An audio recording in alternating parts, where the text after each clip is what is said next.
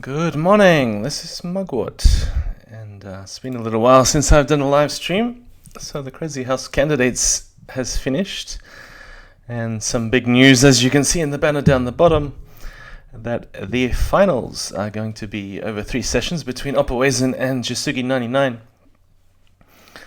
on the 22nd, 28th and 30th of December, 8 p.m. UTC. So this is in about 24 hours from now. It's a little bit of practice for me getting up early because it's just after 6 a.m. in Sydney.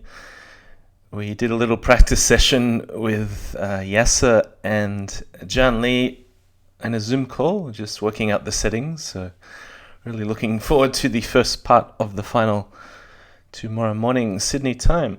So today I'm going to join the Shield. There's a bit over 2 hours left. And who do we have here? BughouseKnight already on 150 points. Clearcast is streaming. And TheFinnisher making up the top 3. So I'm just about to join. And see if we can make the top 10. And then once that happens, we'll set a new goal. So over 600 players have joined the Shield so far. And I've already jumped up to place number 467. That's already a good start just after joining. So obviously a lot of players haven't taken part in an actual game so far. Okay, I might berserk the first few. Just checking the layout and so forth.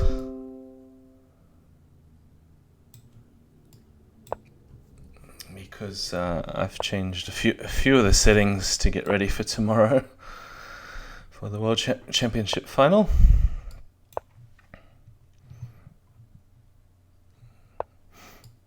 And because I'm not a berserker, I do have to keep an eye on the time, especially. But playing somebody I have not seen before, he's playing Metin's openings. Metin 48.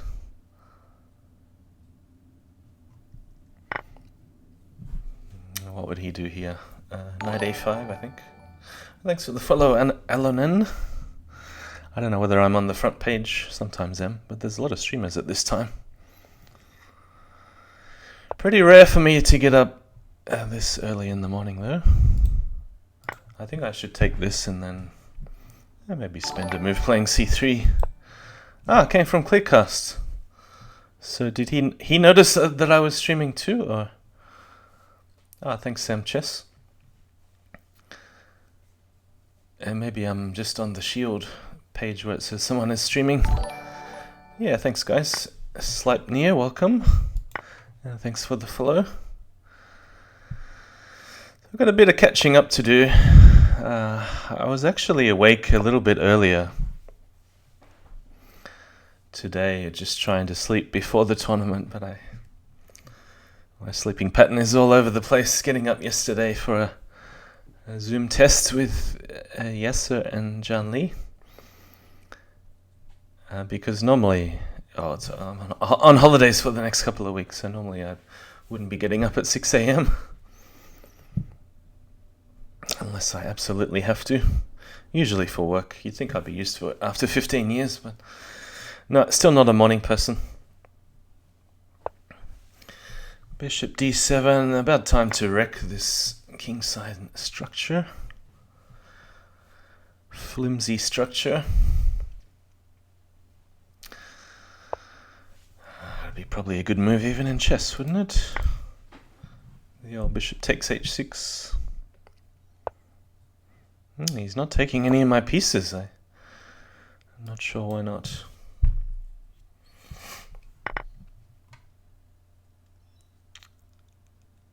What's the fastest mate? Maybe just draw the king out this way. Finish with a pawn checkmate. Alright, as I said, I've got a bit of catching up to do. Now, why does it say? Oh yeah, it says Mugwort is streaming here. I'm not sure about the main lead chess page. Shall we have a look? Oh yeah. Okay, so I'm up to 3 points.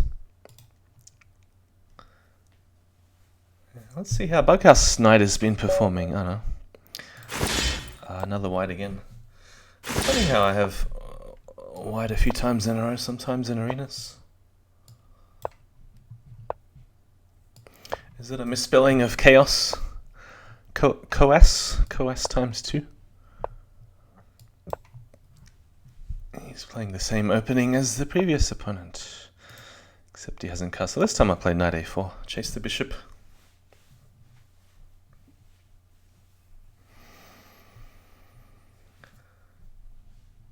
So the aim just to trade and pile up on the a2 g8 diagonal, like this. Exactly what John Lee played as black in the chess.com championship a couple of years ago. No, actually, it was in the Nelson Moore tournament, which was about a month after the chess.com championship in 2018. So funnily enough, in the 100 games I played in the candidates of the Crazyhouse World Championship, I didn't have a single draw, but I had 2 draws in that tournament, that Nelson Moore Championship 2 years ago. I have a video on game analysis in my YouTube. Alright, what do we have? What do we got here? Any mates? Any mates coming up? Perhaps bishop at g5 first. I don't know, I could take the queen, I could play knight at d5, whatever. Knight at g6 was the idea, but I don't think it's actually a mate. No, I just need a pawn, but if I take there, he escapes. Rook g7 may be possible. I don't know if this leads to a quick mate. Yeah, he's escaping this way. Oh, time to cash in. So how's the finisher going? He's a few points behind. Has he been playing slower? Maybe not berserking as much as usual.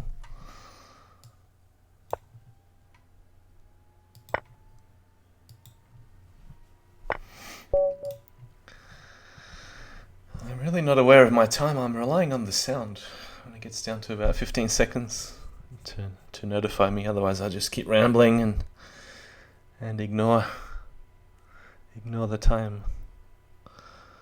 So I seem to be jumping up 100 places every win. 6 points. The next berserk will be up to 11. Penguin Bob. c4, yeah, Legion Destroyer opening. Oppo was saying that he had a challenge to beat the computer on level 8 playing c4 on move 1, which he solved after a number of games.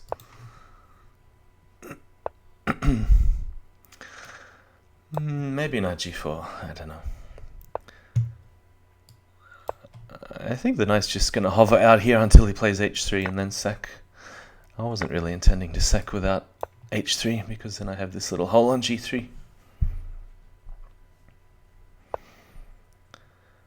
Wow, bishop takes. Just get rid of this knight and then...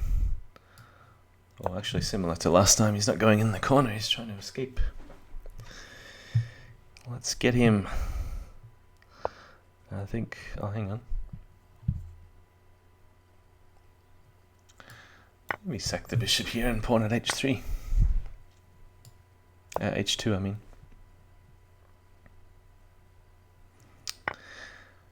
Yeah, funny how in this opening there are 0 pieces pointing towards my king side. Bishop on d3, bishop on c1 not very well placed. And we have another mate.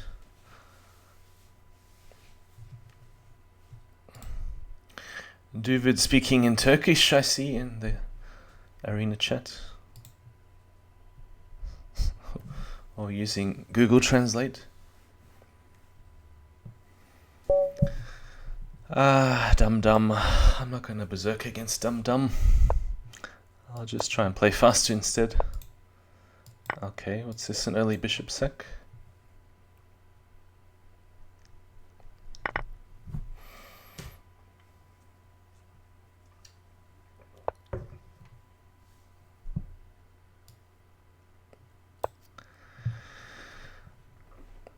Yeah, I don't really know the precise way to tuck the king back, and I like to play, of course, bishop c4 and rook f1 and king g1 and so on, but I don't really know whether there are any subtleties in this position that unclogs my pieces.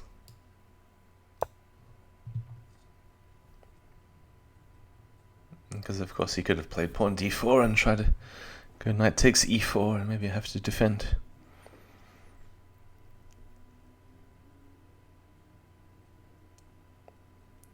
So he only has one check with knight at g4. King anyway looks okay. Well, don't know about this move. Which one to take first? Let's try e takes and then sack a pawn on e6 to draw the king out. Yeah, probably king f8 is the best move. But the idea of putting the bishop is so that I can clean up on d5.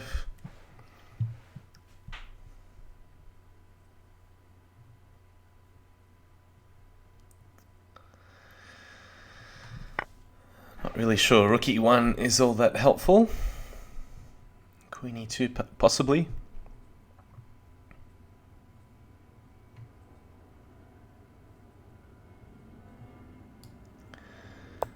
Perhaps put the bishop on h3 just to avoid any knight at g4 checks. I could take twice on d5.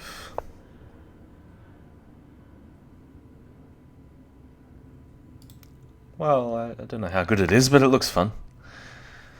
There's also the option just to go pawn at e4 in this position. Well, after knight takes.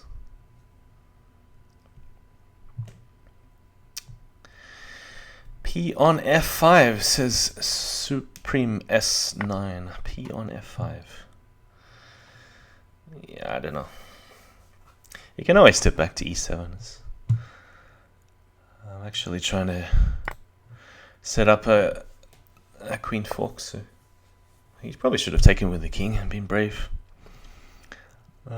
So now throw in a queen check.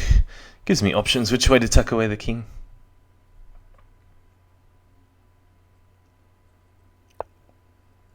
Not sure about this move. Pawn at g5, knight at f7 at the very least. May as well throw in d4 first.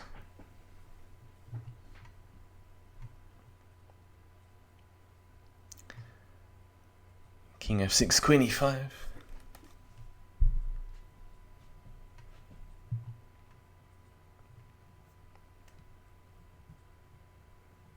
Blocker on f4, just go takes in queen e3 mate.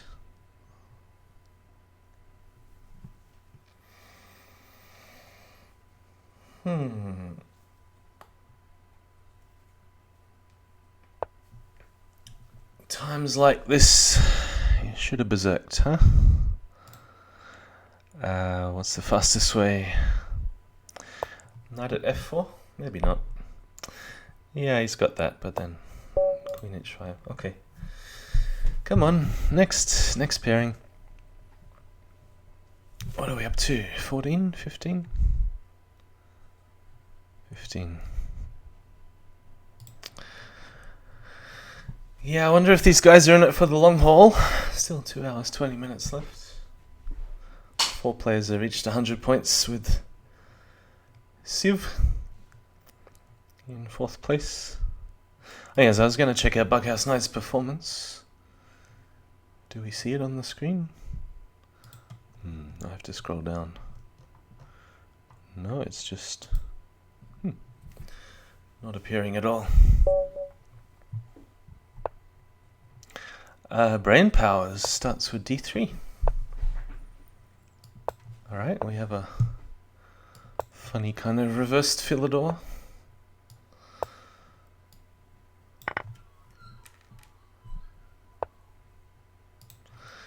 Yeah, it's pretty reasonable for white, I think. It's not too bad. A little bit passive if he's going for an early attack, but if you're happy just to get a random position and castle and be relatively safe, it's okay.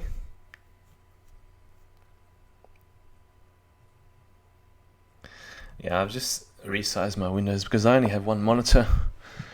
I discovered yesterday the fellow commentators have more than one monitor, but sadly I only have one, so a little bit hard to arrange all the windows and resize everything with just one monitor, with OBS running in the background. Probably take with the bishop just to avoid knight b5. Yeah, let's ignore that and go for a counter-attack.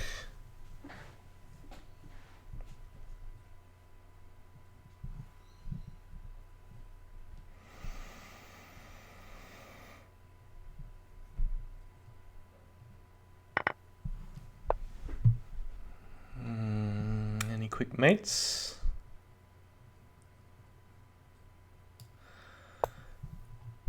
Maybe knight at f2 is objectively better, but I'm just going for a cheapo with knight at g3. I mean, obviously it's a good move anyway. Bishop takes h2. Because he has to do something like g3 or pawn at g3.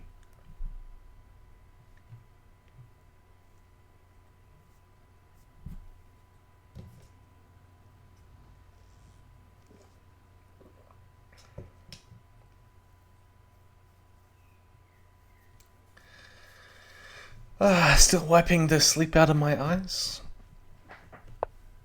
g3. Yeah, I'm not sure whether to throw in bishop h3.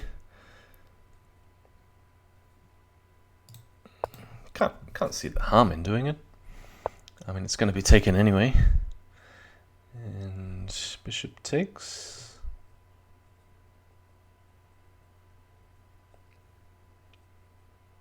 Might even sack two bishops here, because he's going to play rook takes h3 anyway. King is certainly looking a lot more exposed doing it this way. He could leave it there and take c6.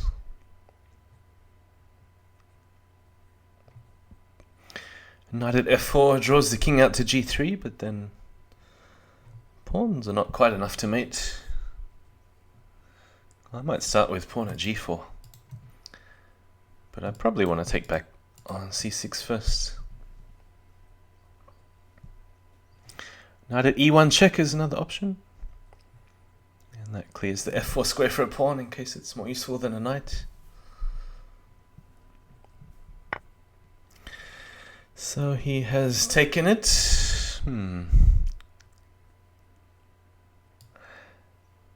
Yeah, I'll start pawn at f4 and then it's either pawn at g4 or knight at e1 check.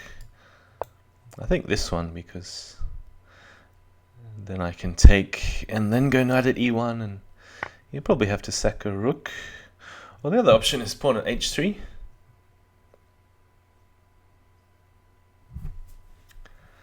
Pawn at h3, what happens then? King h2. g3, king takes h3.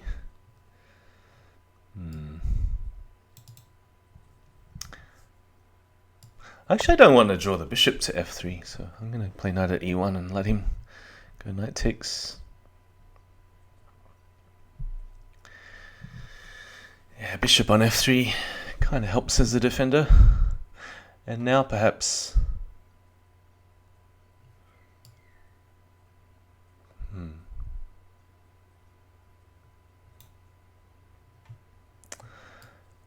yeah, I don't know about the move order here. Probably slightly mess this up.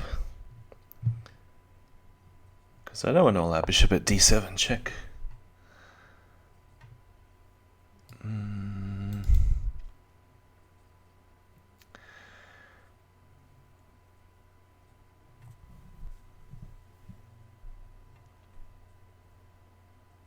Alright, I will take... I was thinking about just threatening maybe, but then bishop takes g4 clears the e2 square for the king.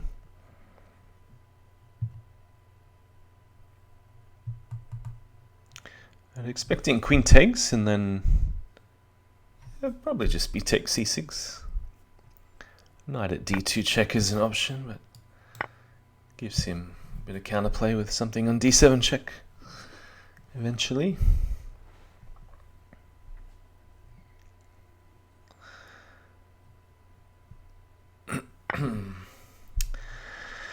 Yeah, again, knight at d2 check. Probably just pawn at g2. And do I allow this something at d7 check? Could always castle. Or do I have knight at d4 check? Doesn't go anywhere.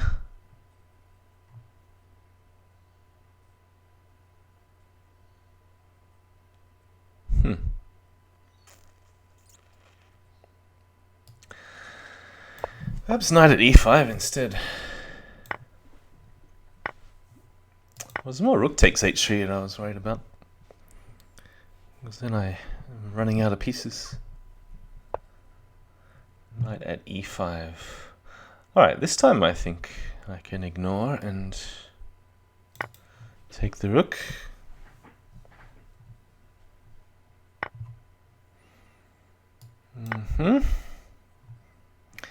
But he's given me way too much.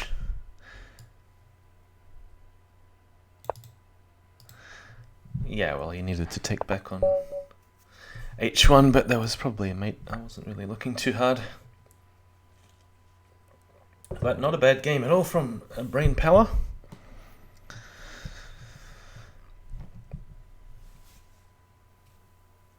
Position 108. What was my goal?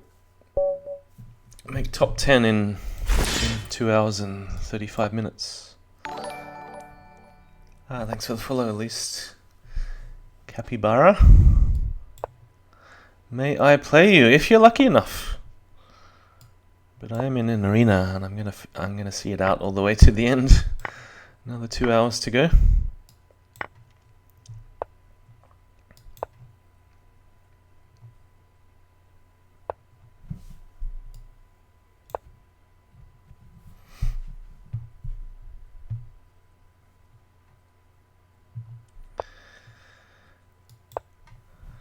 Alright, so it's usually a good thing when the opponent drops a pawn early, because then it's a bit harder to cover certain key squares, like e6 and c7.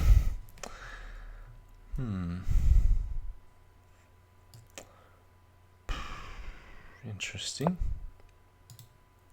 So make him sack the queen, but then he can take on b5 or c2. I'm not so worried about c2. It's only a check.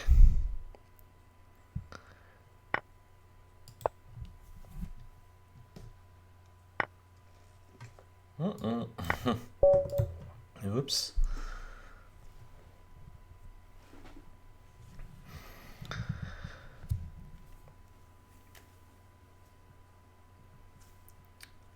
Alright, jumping up 20 places now per win. I think I need a new goal soon if I make it to top 10. Oh, what is top 10? 80 points or so? Yes, is playing. Again, I can't see who his opponents were. It's just not showing. Oh, here it is. BughouseKnight. But I don't think he played too many of the other top guys. But he's made top 10. Alright, 2 nice defense in Crazyhouse, the finisher specialty. He beat me a couple of times with the black pieces in the Crazyhouse candidates.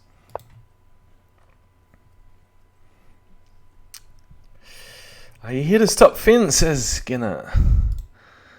Well, I'll try, but I'm a little bit behind. Finn is fortunate enough not to be starting at 3 AM. And I was awake at 3 AM. I couldn't get up. But I only joined with about 2.5 hours to go. Look at that, playing a defensive move, bishop at g5. I would normally just trade everything and go for an attack, but no, I'd be more sensible today. No berserking yet against anyone over 1800.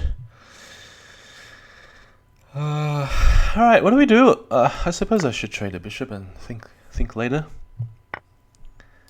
Bishop at g4 to prevent h3, or perhaps knight at f4 first, and decide what to do with the bishop. So is Genner in the shield, or? It keeps surprising me, the time difference between Australia and the rest, he says.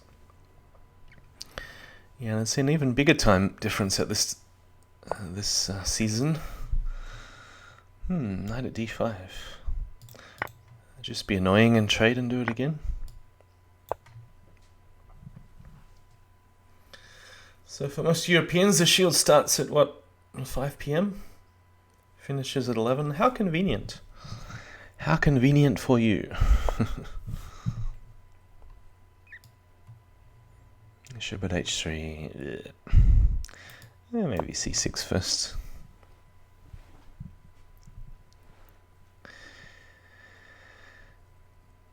Keep him from occupying this square. Not sure what's the most accurate way to attack. Is it sack a bishop on h3?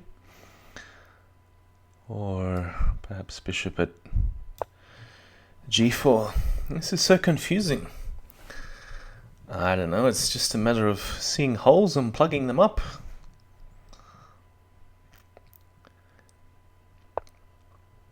Putting pieces around your opponent's king and trading lots of stuff and putting it back on. We like to keep things simple here on this stream. There we go. Attack the queen. Attack g2. Sack a knight. Trade another one. Put it back.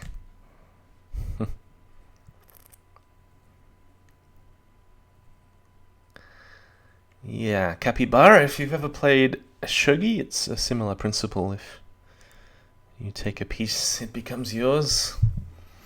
It's not like me joining Finn would stop Finn at all. What was your score against Finn in the candidate scanner? Was it 6-4 or 4-6? I'd be guessing it was one of those two.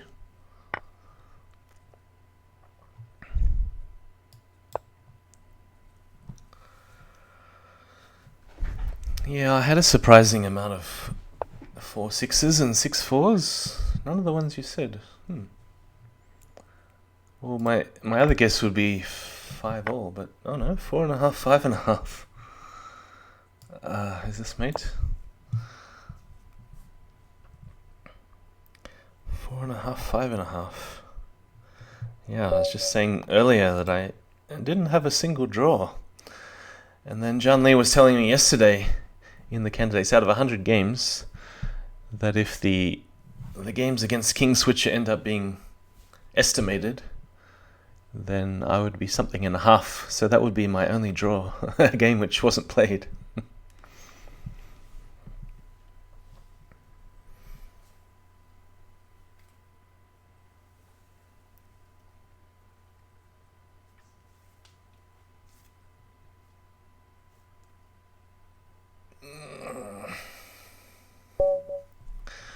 Alright, we have our first title player. How do we say this? Udnabraz? Where is Udnabraz from? Mike, some number, thanks for following.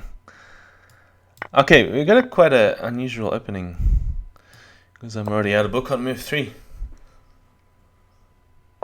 Sometimes played something similar against Die Blauser and Bughouse when I do an anti-pre-move e5, d4, e5, and then end up taking on d4. We did this quite a lot. Right. Do I draw the queen out and knight at e6? I know, sort of. Yeah, it's a well, I wouldn't say common, but for anti-pre-moves, d4, e5.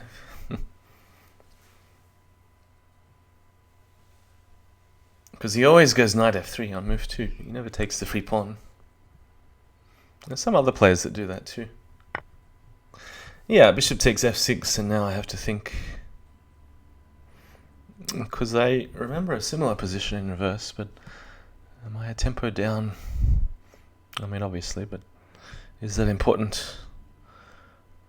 Knight takes d4, and then any way to harass the bishop? Pawn at d2 doesn't get anywhere.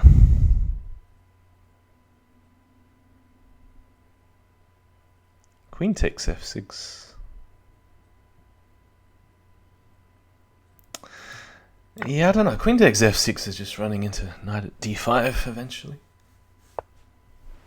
Queen d2. And now does the bishop belong on h6 or on a5? At least I have a threat pawn at d4. Okay, he stopped this.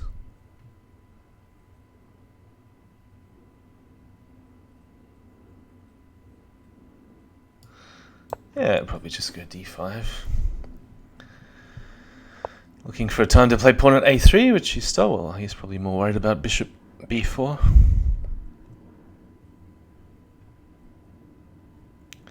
You just go rook g8 and try and prevent the f1 bishop from ever moving.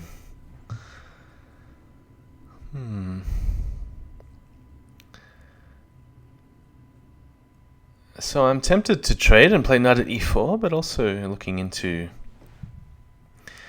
just pawn at b4. Take.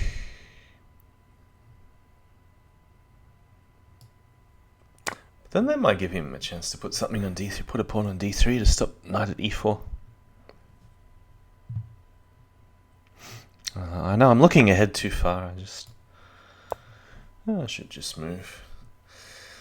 It's meant to be a relaxing warm-up for tomorrow when I'm not playing, and it'll be a little bit easier. Easier on the commentators. I feel like this knight is a little bit misplaced. But where should it be? Knight g5. It's an odd move. Knight 6 g5. You don't play knight 6 g5 every day. Do we have increment?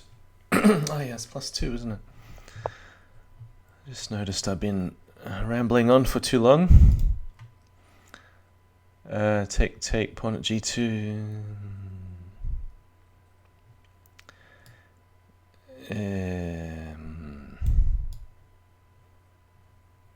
Yeah, I don't know about this. Jasugi is not going to give you an easy job commentating with all his sax hitting. Oh yeah, but that's the style I like. Yeah, I mean, I saw this coming, and then I thought, I'll maybe just go bishop back to d7. Now, why was I enticing the queen to come out this way? Taken pawn at d2. King e2. Is that anything? Knight at c3. Knight at c1 is possible too, but I think probably knight at c3 is more accurate. King d1, knight f2, king e2. Alright, which way do we get in? Pawn at g2. Yep, there we go. Not so much to win a bishop, but to attack on f2. Now what? Check. Patsy a check. Okay, that was a good one. What did that do? Maybe bishop h6. I don't know. I'm just waiting for the right time to sack. It doesn't feel quite like the right time yet, though. Knight at f5. That wasn't so good. I'll let him take on h6. I'll get in somehow this way. Alright, here we go. Running out of time to sack sit. Queen at e2.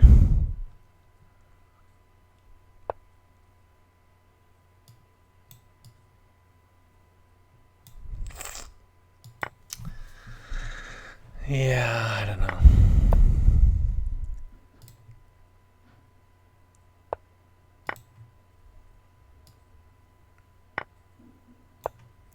Pawn at a4. Queen takes c4 or knight c3 first? Oh, knight c3 is mate.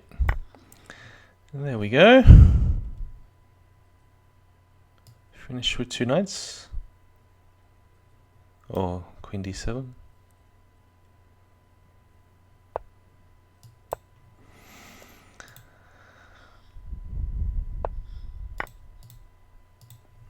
Okay, that's it. Nah, dude, I'm not going to time out. Who do you think I am? Some mug?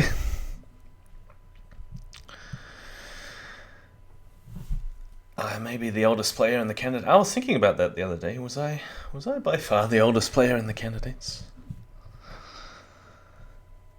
No, it seems like the average age is about 20, 21. And I hesitate to say, but I am double 21. Alright, we haven't got up to the finisher. Was I even on the same screen as the finisher? No, I didn't check my ranking. Alright, Queen d8 seems to be an attempt to get out a book, but you can just play natural moves and get a good position. I'm kind of allowing pawn at b4, but that's okay. We can allow... Probably just going to sack the piece and play bishop d3. Bishop d3.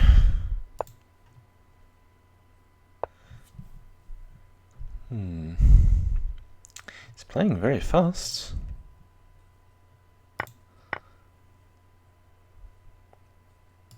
I still don't have to worry about queen takes d4, no? Knight e7.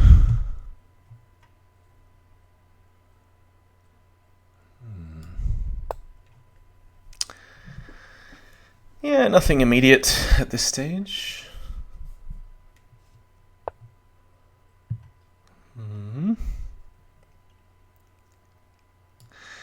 Yeah, don't mind opening up the H file for him in castle. It's only one piece attacking. I have the F file to work with. Find the right time to play e5.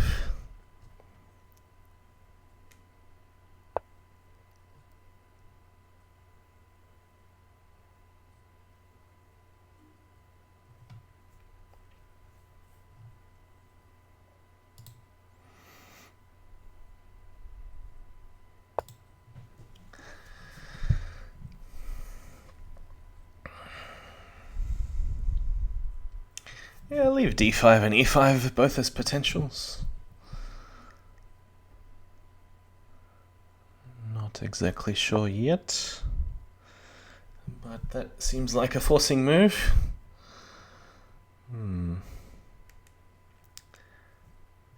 Yeah.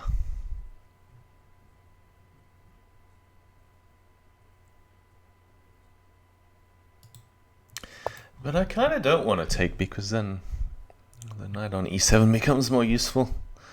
Whereas at the moment it's being contained.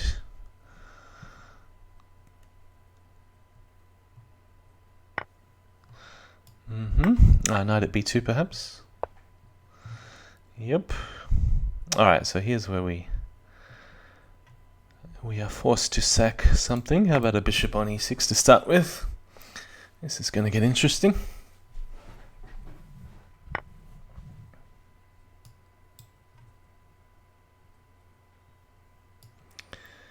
Yeah, I mean, why would I be afraid to commentate on Jasugi's sack sitting? I can match it with anyone in sack sitting.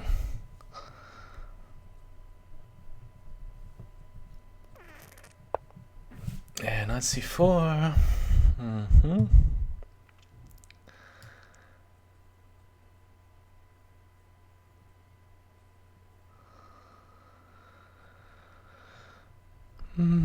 Just tuck the bishop back on c1, perhaps. Because I'm not quite sure what he's going to do with his king if castle's in this pawn at h6. Queen takes b7 coming, pick up a couple of pawns is the idea. Alright, so I don't really mind if he trades this, the queen comes to f1. It might be time to start counter-attacking. Yeah, what about pawn at h6 now?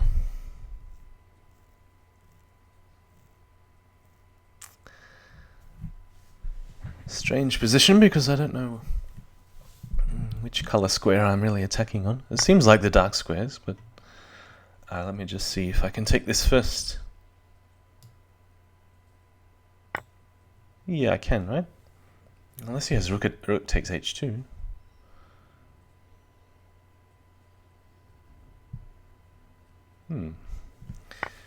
Yeah, a little bit scary. I can go bishop takes e3.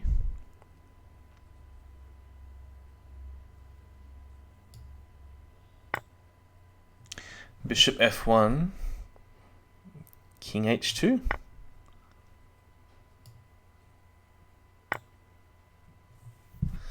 Seems better than king f1. Well, king f1 was maybe playable. Alright, so if he checks here trying to pick up the pawn, I do have pawn at h6. Bishop still holding on to everything. Main threat being rook at f8, knight at c5, queen b7.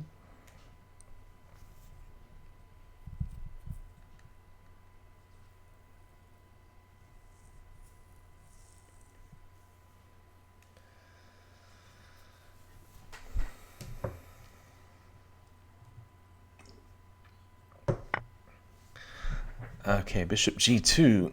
He's only got pointies in hand, so I can always run back to h2. But I think I will just do, as said before, should be made in a few. As knight at c4 as well. There we go. Vamos, finisher! Come on, the finisher doesn't need any support, does he? Isn't he leading yet? Deep Floyd. I'll do something different. I'll play a French. Don't normally. It's not my main opening, you would say, but just for this game. Knight c3, knight f6, bishop g5.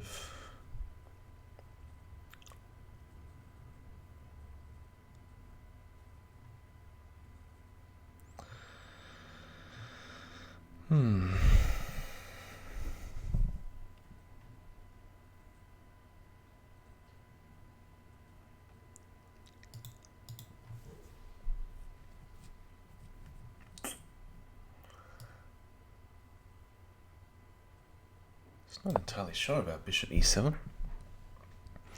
Trying to calculate too many moves ahead. In an unfamiliar position, just looking at pawn at e5, knight e4, and stuff. Don't think this is a position where you can play c6, so bishop d7.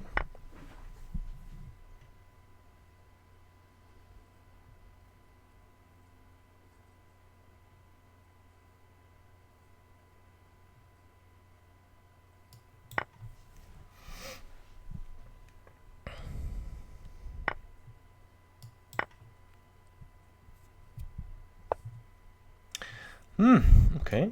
I was more expecting something to land on e5. But he might want to drop the pawn on e5. What happens then? Bishop takes, queen takes c5, knight takes d5. Pawn at e3, he's gone a little bit more passive. Bishop at c6 seems pretty sensible.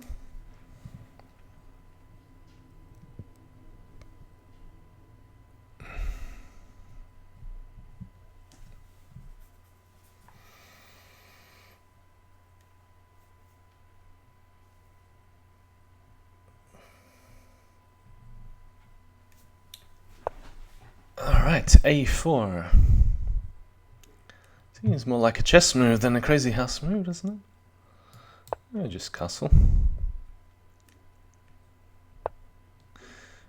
Yeah, okay. He's going for b7. I normally ignore these sort of threats and do something more active. What to do?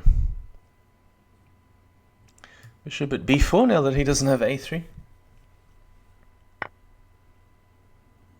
Yeah, I'm just going to ignore b7. I don't care about the pawn. And there's always d4 to take back if I really want to. Bishop at d2. Still take on d4. But which way? Probably with a knight.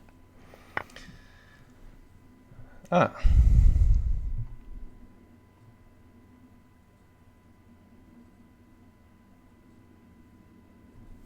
Somehow I didn't see this.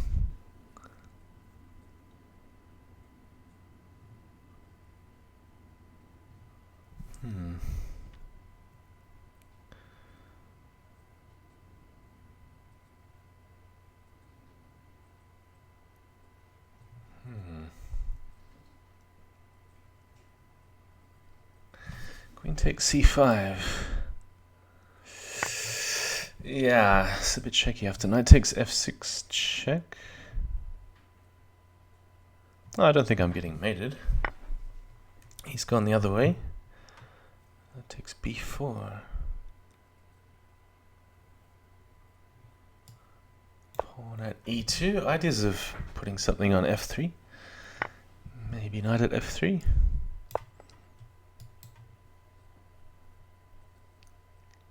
Yeah, I thought he should have gone for the attack on the king side with knight.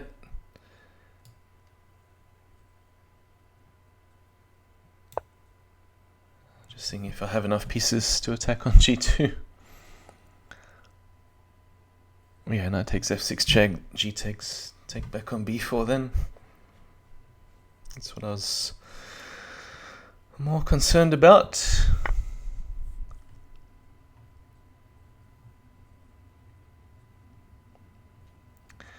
Yeah, it's a lot to sack, but I think I have to use this opportunity to do it now. It's knight h4, king f1, really playable.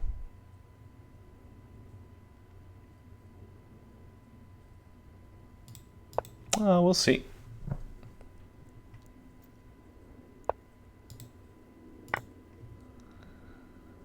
We will see if this works.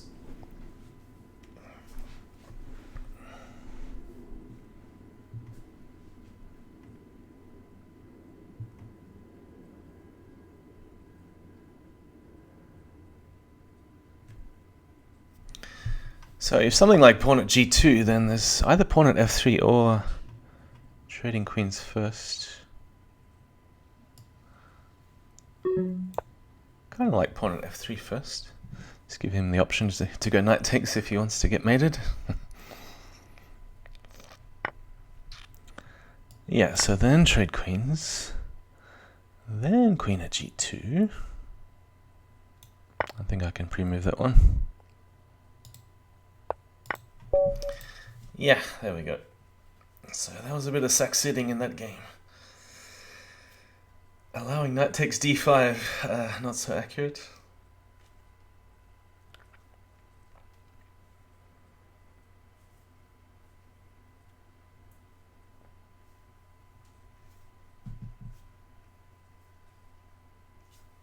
But yeah, trust in the randomness.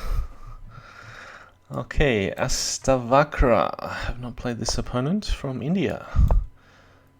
Pretty decent blitz and bullet rating. He is playing a French. How many Crazyhouse games has he played? 200 and something. Bishop c6, knight, which one?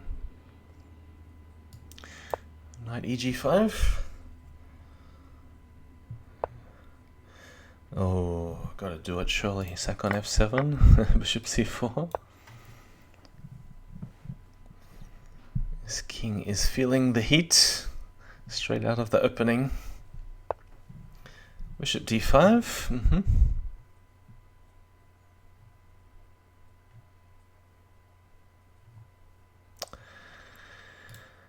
Yes, not a bad move. Queen takes.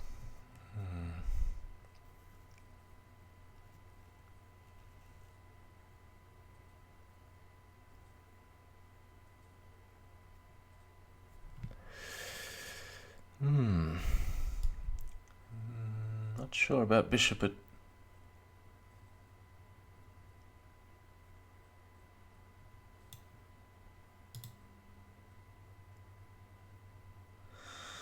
Bishop e3 first, just to stop the check here, and then plan on bishop at b3 next.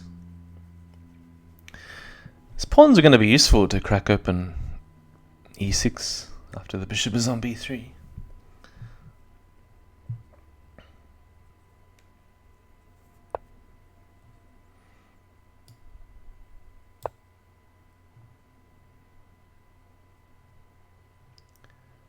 Queen a5 check, c3 knight at d3 check.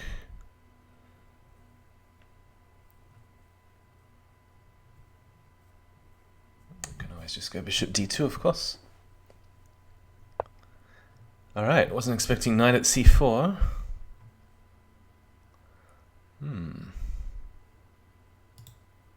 Well, it's a good time to sneak away with the king castle. Sneaking through the line of the bishop. And noticing he doesn't have a pawn for e2.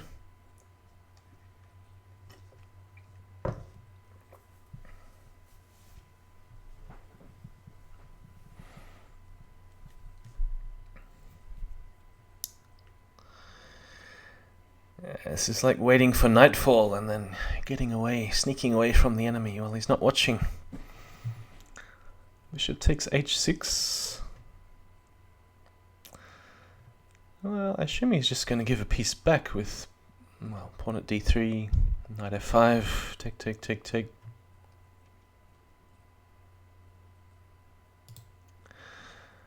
I can see he wants me to take this, so he's got rook g8, but am I not the one attacking first?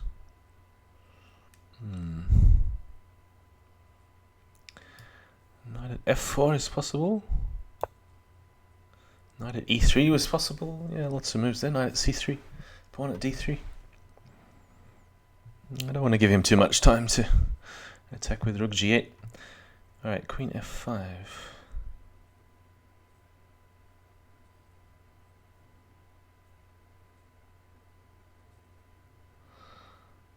Perhaps take this first and then knight at e3, queen f4, knight takes c4.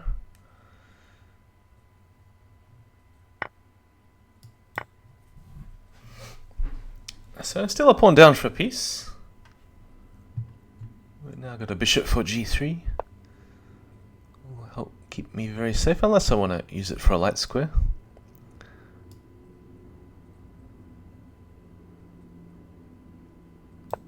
Go bishop at g3, just for safety. Interesting, he's not using the pieces off board. I don't know what he's waiting for.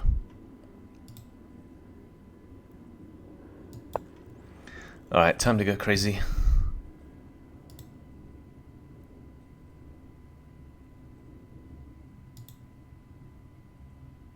There's queen takes c4.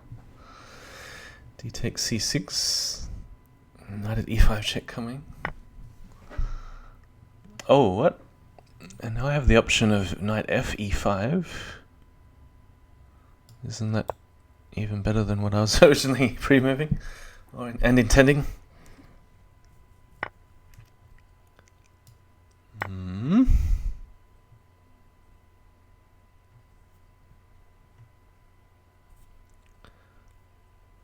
Alright, so he's got to cover e6. Pawn at e6. Let's drop a pawn at f5 unless there's something better. Oh, pawn at d7. Block out one bishop. He might drop another. Queen at e6. E8, I mean. And then this one. Alright, what are we on? Have we reached top 20 yet? No.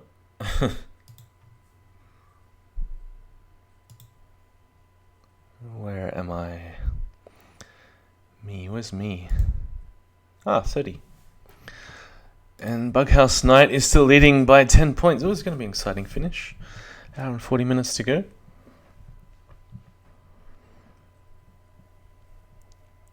Finisher, the current shield holder, as indicated by the symbol. Okay. I'm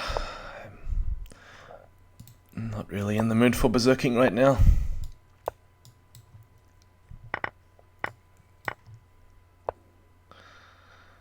Knight at c3. Queen e6 check. That's why white normally prefers knight at e3. And then probably pawn at h3. And knight at f4 is the other typical move. Another new opponent, adroit. Knight at f4 now, I'll take first.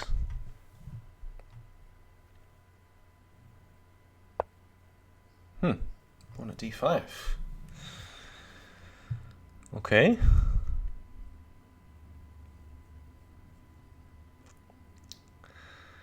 Now that is very true. You can do this.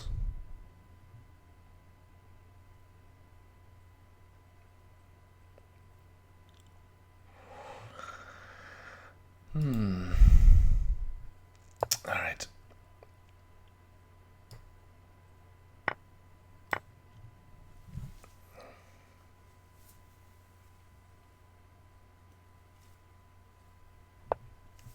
Knight at f4.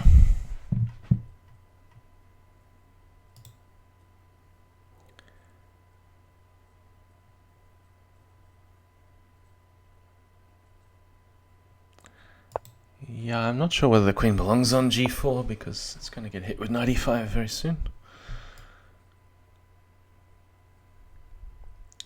I think it's actually worthwhile holding on to the pawn on h2, so I'd normally look for another way to attack, but just a bit slow developing, and he's a piece up. The only weakness I could see is c2, but he can always cover it. Bishop d3. What is this, the bouncing queen? Queen a5?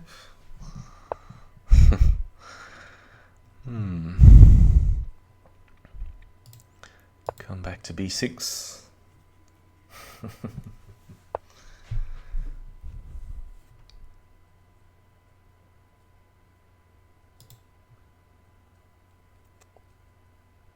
Yeah, I'd expect Jasugi to play an opening like this. He was doing funny things with his queen against me in the Crazyhouse World Championship.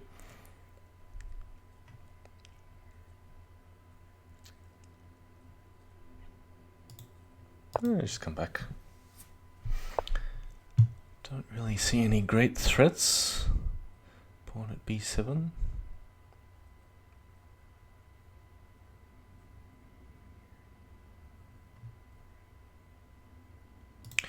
There might be a time to go g6 and bishop g7.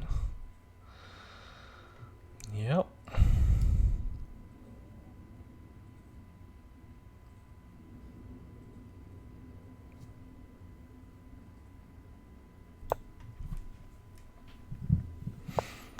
Queen e2. Don't see any great tricks along the e file. d5. Just get out of here, castle.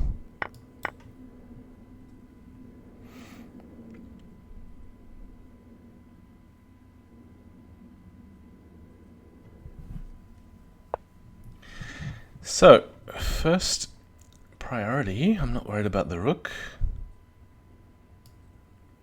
I want to get rid of this bishop so I can play moves like knight at d4 and have some threats on f3.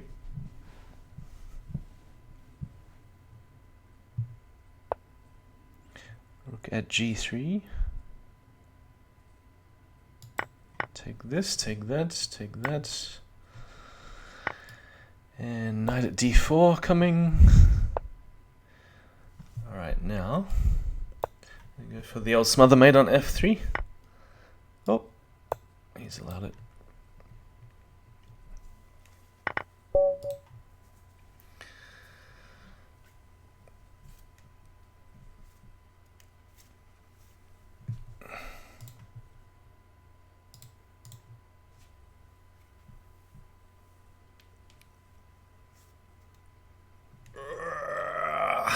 How long has it been? An hour? I'm still going with the same coffee.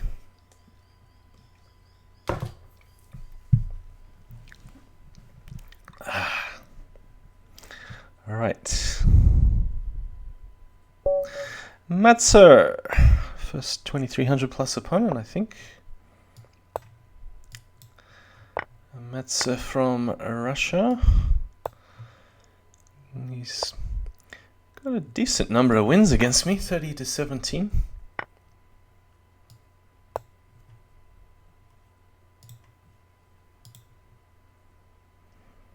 All right, so this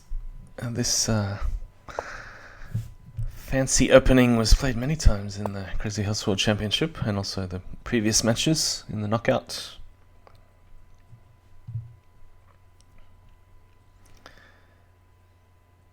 And how many times did it take variance only to play this and then give it up in the end? Yeah, I don't think anyone was really successful coming up with a good defense with black pieces.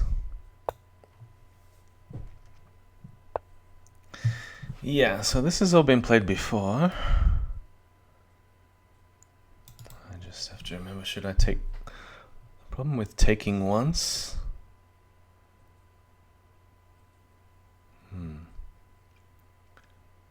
Or should I take on f6 first? Yeah, I don't know, I've forgotten everything. Now the candidates is over. I have played this against Bugzilla a couple of times. I made mistakes later. I don't think there's a problem with the opening. Alright, here we go. The king drawn out variation. Knight at g5 check, king e7 expected. Knight takes e2. Now I'm waiting for him to drop the pawn because then I can set up some long distance bishop checks, which are often hard to cover. Yeah, so it's been played before at least once against Bugzilla. I think he just played knight c6 because, well, what else? h6 maybe. I don't know what else to do. I think there's something wrong with h6, but I can't remember what it is.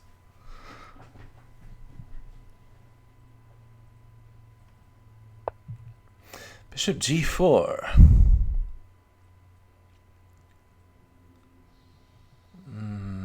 That's good to keep the pawns in hand, but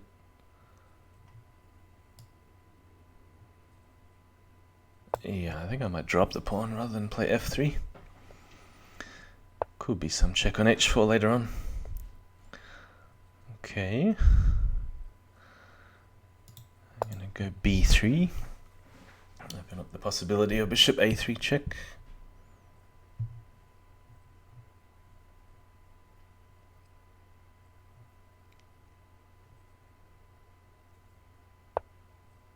Pawn at d3. Okay, so now what's he going to do to cover this? That's what I was talking about earlier. Ah, yes, that's the point of bishop f5.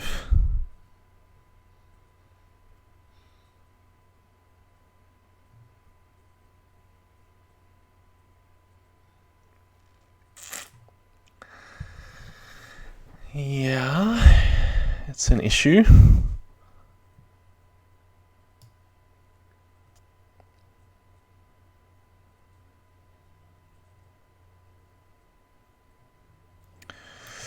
Ooh, take on f8 or bishop at b5 check. He's too safe after king c8. Let him take on e2.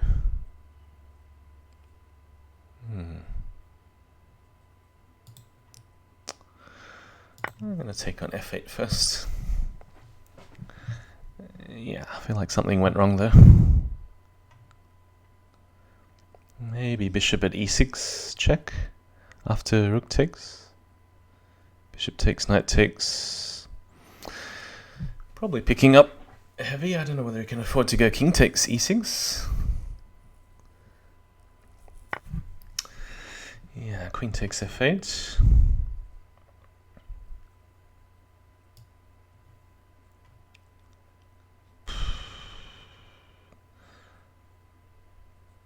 Yeah, but I think I have to get rid of that bishop.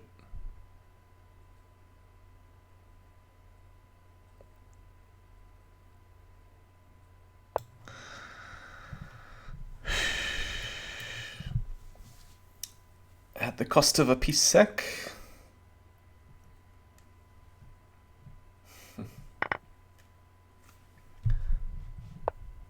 Ah, queen e7.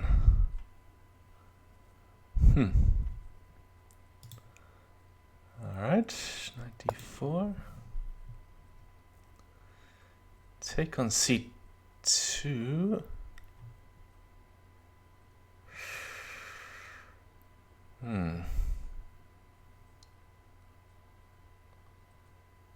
Not quite what I wanted.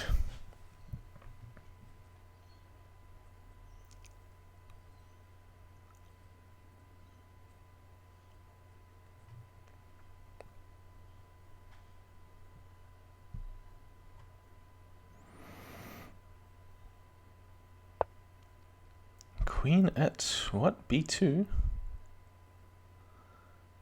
What is this? Castle? At least the knights are defending each other now. I thought he should have just taken on e6 and then I was preparing bishop at g4. Yeah, no idea what was happening there. Typical crazy game though, of course. Alright, can we do anything with this double check?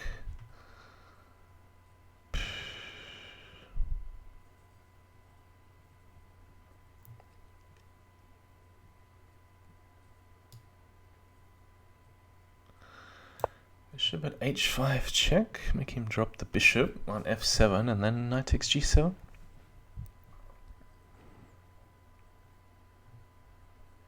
And there's lots of other ideas as well. g6. No way, you can't play like this.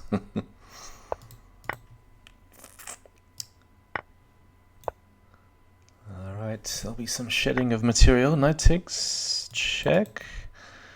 Bishop there, knight takes, queen takes. Yeah, because then he can't run this way. I've got a rook in hand.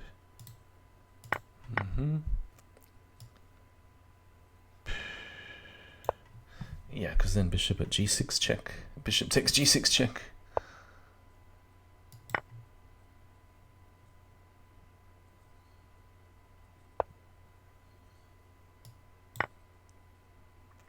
And rook at e8. Alright, good game. I may have been in trouble there somewhere, but... the finisher. Alright, let's get him out of book on move 2. That's a challenge. The anti-finisher opening. Oh, what's this? He didn't spend longer than 2 seconds.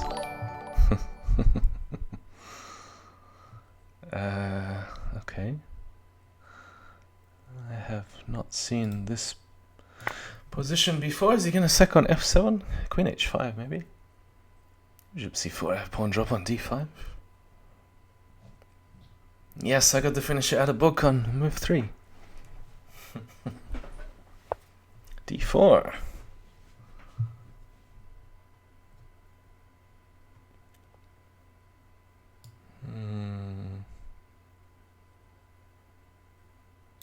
Bishop d6. I was thinking about a check, but probably knight c3 is his best way to block.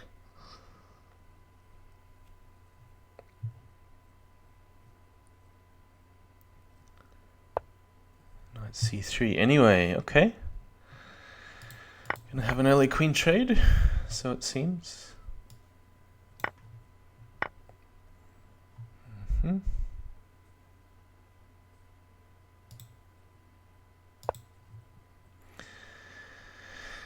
So I don't have a bishop for c6 to block on, so I've got to be careful about the pawn on e4.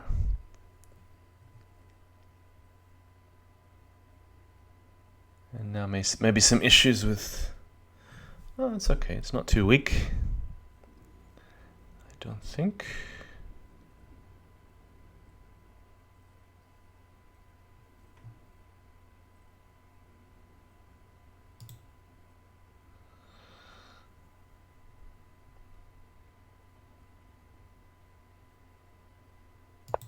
Bishop d7.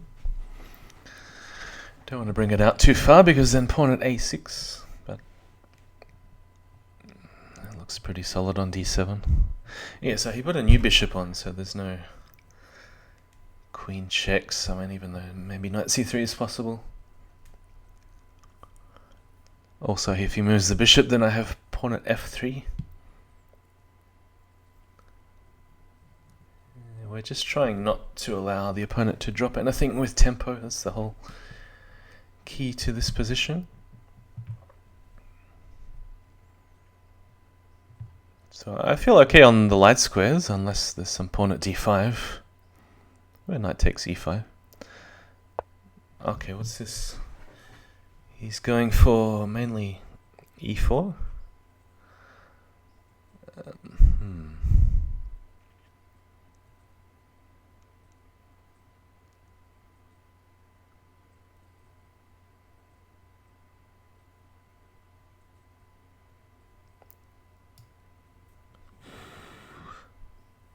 So what about queen at g6 to cover e4?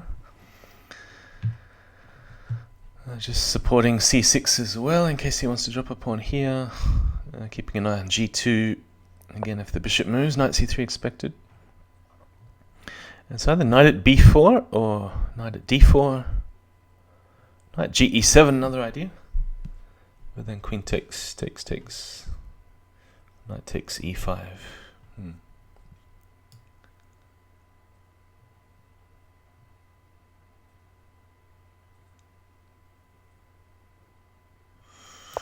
Knight at b4. Expecting queen d1. And maybe queen b3. But then knight d4. Bishop takes, king takes. Is probably okay, unless I'm missing some bishop check. Bishop at a4, pawn blocks. Queen takes b4.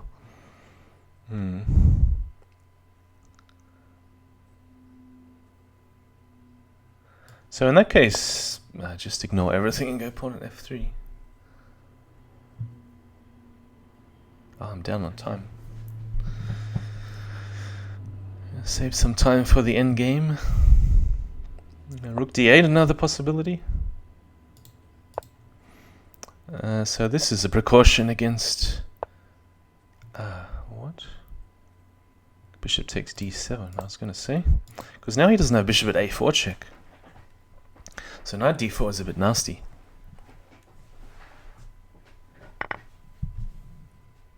You probably play bishop at a4 anyway. But then knight bc2, queen takes, knight takes, bishop takes.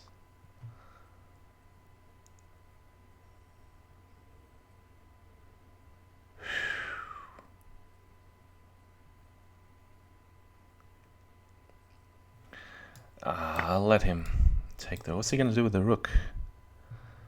I have no clue. Knight takes c2 is coming. Looks deadly. What? He's hoping to set up some mate. Okay, queen at e1, king c2, bishop at take, king b1. What do I have? Only pointies.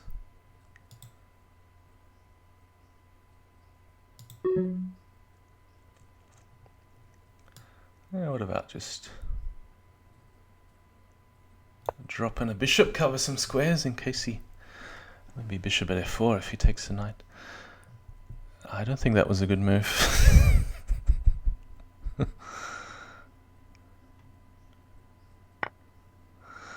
Yeah.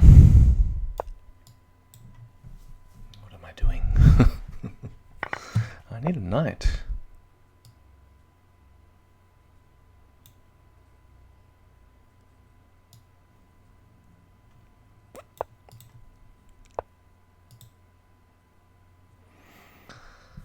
Oh dear. Have I wrecked this completely?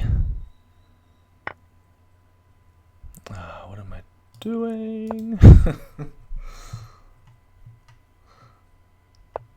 Oh, that's very sad. The most obvious moves win. E3 check. I didn't see how that was winning. But just knight takes A1 while he didn't have a diagonal.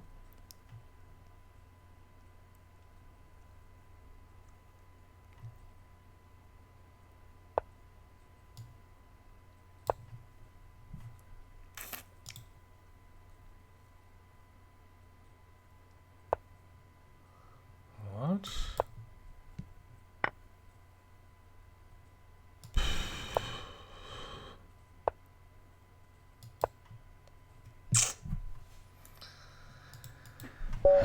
Resign. Yeah, just knight takes A1. I mean, E3 checks protects the knight on C2. I don't know. I completely lost lost it. Don't even know what I'm talking about anymore.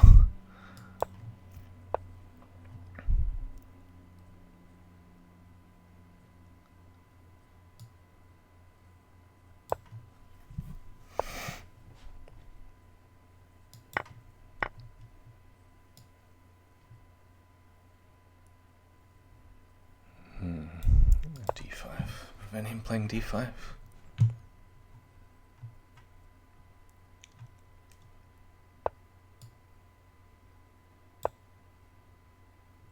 Only blindfold. Is he really playing blindfold? Is it somebody we know? E3 was made in 2. Before knight takes A1. Oh dear. I was only looking at queen. Queen drop first.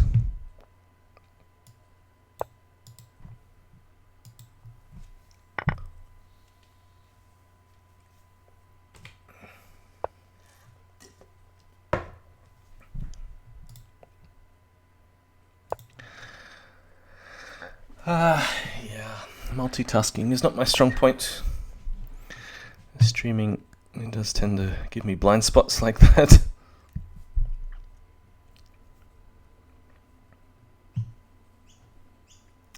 Oh, it could easily happen to me when I'm not streaming as well. Wouldn't be the first time. Now, my original match against King Switcher, I think I missed a really easy mate in 3 and then would have won the match 6-4, then I went to tie breaks.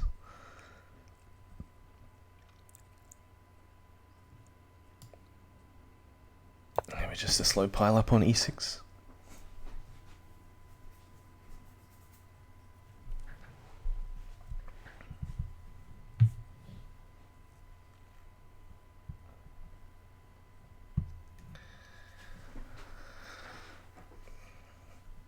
Yeah, I'm just afraid that commentating with Yasser, he's going to be telling some funny stories and distracting everyone from concentrating on the match.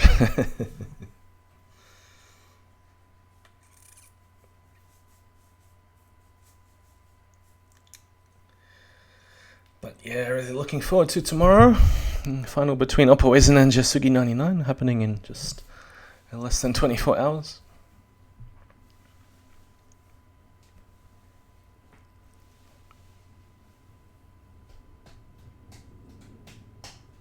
I'm going to try to prevent the opponent from setting up a horde of pawns.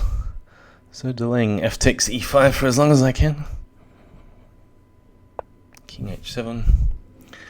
Yeah, still just bang it in on e6. And don't bother counting the pawns.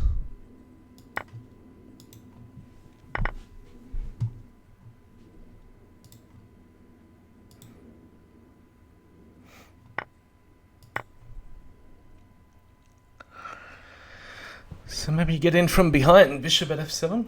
At least it stops him putting a pawn there. Bishop at f7.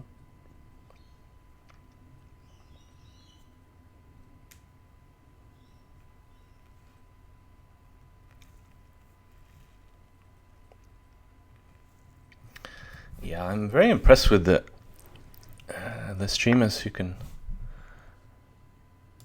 have that ability to talk and think at the same time, because I can only do one or the other. If one process starts, the other one stops. It's a bit like trying to eat and breathe at the same time. It's too complicated for me.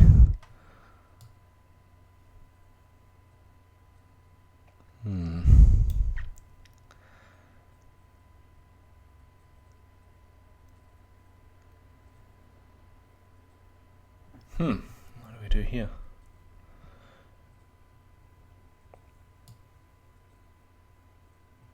Pawn at h5? He might block out the f5 with pawn at f2. I don't really want to take it. I suppose I could. No harm is there. Take, king takes, queen f6 check. Probably a pawn blocker on f4 is the most accurate.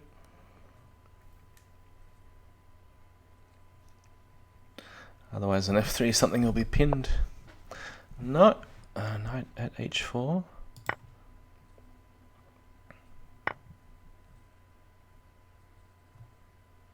I don't quite think it's the right time to exchange.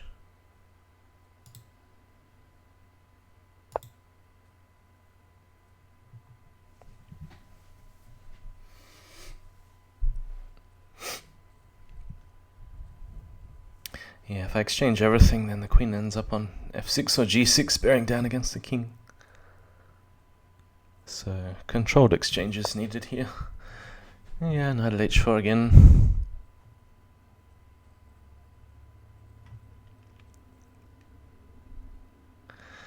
But I got to pull the trigger at some point.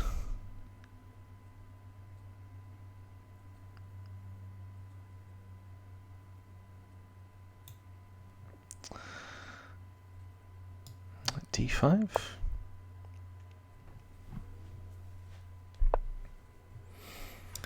Yeah, expecting this, but I think it's okay now with... Oh well, this bishop takes. Yeah. But even king takes f2 is fine.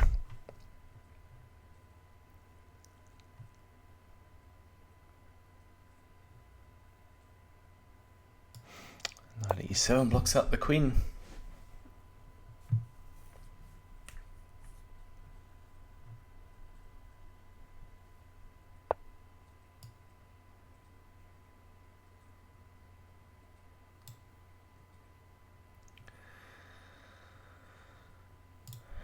Yeah, maybe queen d3.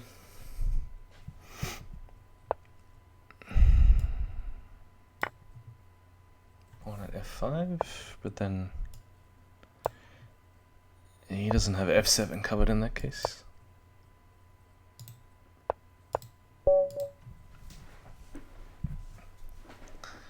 Yeah, so the rook on f2 cut off backwards, didn't need to take it after all.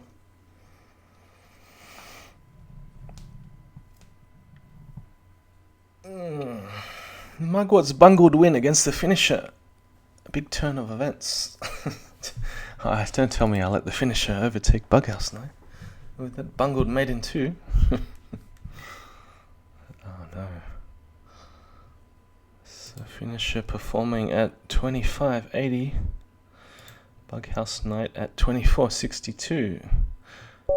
Ah, okay. Shuvalov,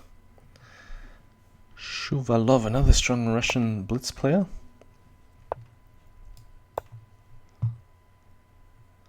What are we going to do this time? Ah, 4 knights. I'll go bishop c5.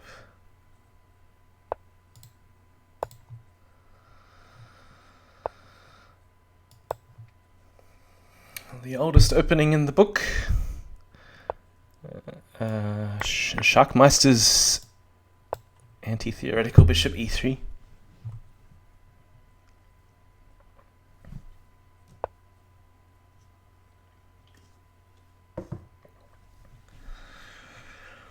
Yeah, almost tempted to play knight g4 here, but no, not quite that crazy. Haven't had enough coffees. h6. Oh yeah, because I have intermediate move. Bishop takes e3 check. But then the bishop's going to be hanging. After knight d5, we should take back with the g-pawn. Kind of looks disgusting though.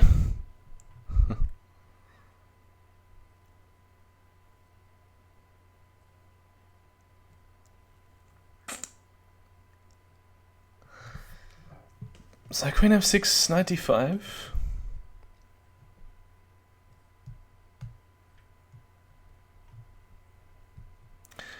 Nah, I'm not seeing it, so g takes f6 is the move. Amazing, I've never had this position before.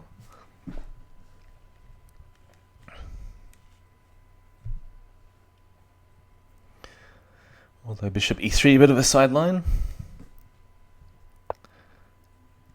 Queen e1, expecting knight d5.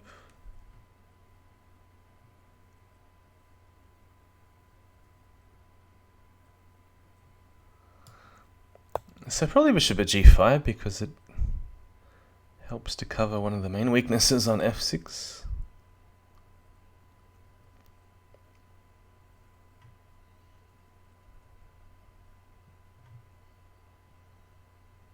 He can take once, but then to trade another bishop he has to first put on one of those knights and then trade. Yeah, knight d5, I think it's a good move, but can I start the counterattack with pawn at h3? Knight takes, bishop takes, queen takes, take. Yeah, I think it's about time.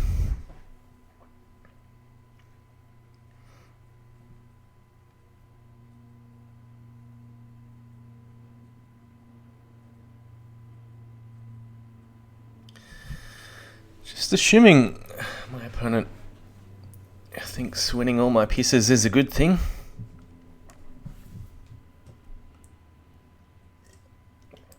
Whereas I think delivering mate is the ultimate success, and the more pieces you have to give up, the better. Alright, bishop takes h3. Yep, so I mean, there's really no other move except bishop takes g2. Pawn at g4, knight g5, bishop g5 is the idea. Still got enough control over f6 for the moment.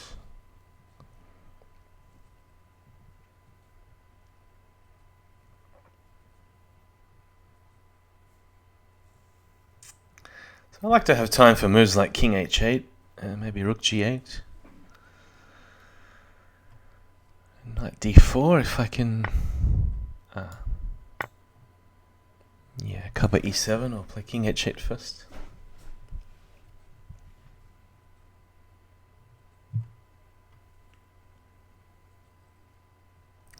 Yeah, sometimes in these positions you can put something on g6 just to tempt black to take with the f-pawn up and up the diagonal here. It doesn't seem to threaten anything though, bishop or knight on g6.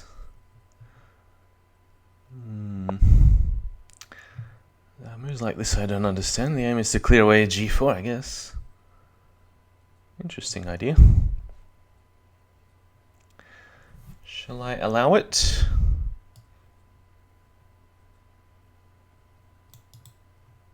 There's an alternative to play king h8.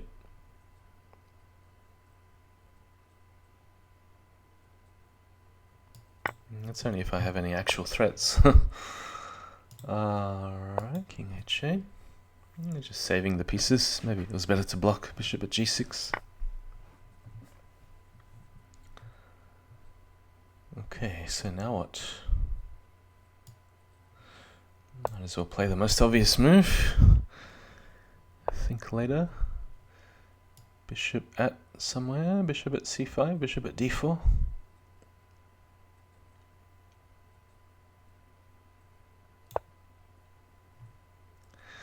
Expecting pawn at e3, and then I have to decide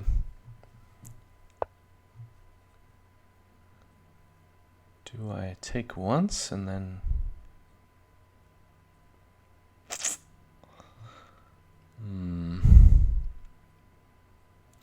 What about throwing rook g8 first? I said I wanted to do that earlier, because now g4 is kind of hanging after.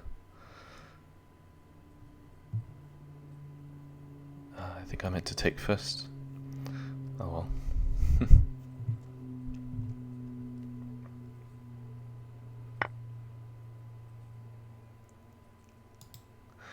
This is okay. There are some pseudo threats. Bishop at g3. He's being very cautious.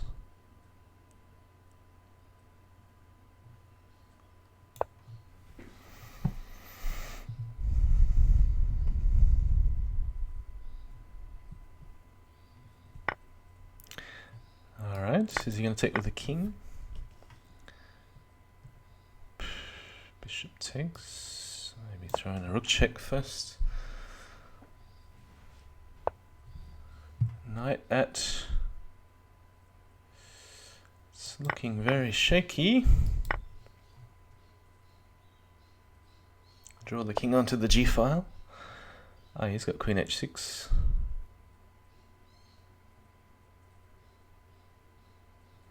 So I could... Yeah, I'm not sure about this, but it's safe. Bishop at g5. Maybe not necessary. Then I have a big choice. Take a1.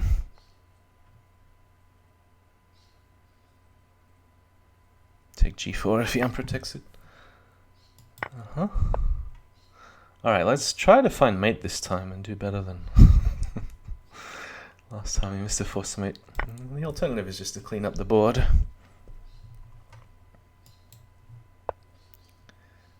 Yeah, too many angles.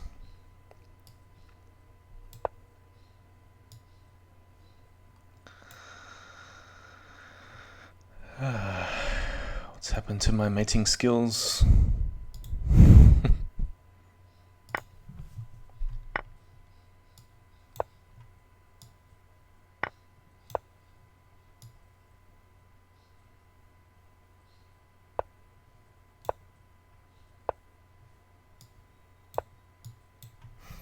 Okay, finally did it. So, still haven't even cracked the top 20. And what was my goal? Top 10.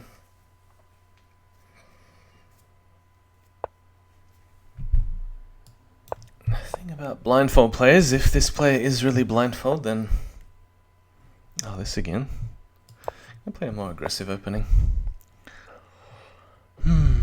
I'll try d5 this time.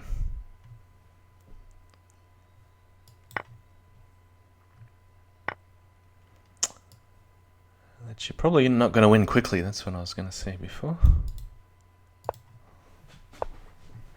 d5, alright, fine. Take everything.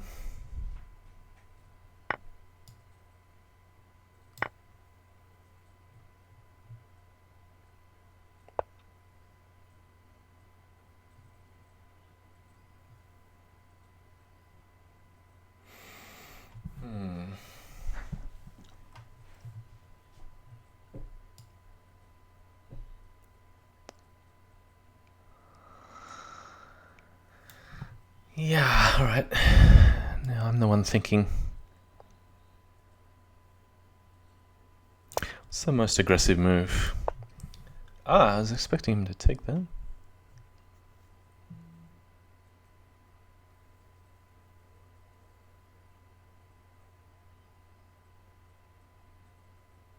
I really do feel like taking on e6. Maybe I could have... Yeah, just not really a berserker, especially when streaming. Agboya. I like to get into winning positions and then think a lot and then throw the win away instead of just playing the first move in my head. I don't know, maybe it's more fun for the audience if I just do whatever and don't think too much.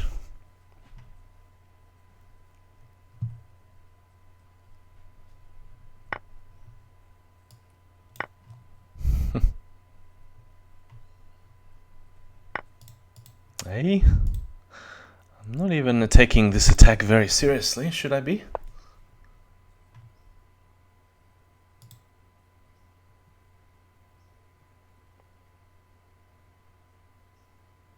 King E2. Yeah, probably King D2 is fine too.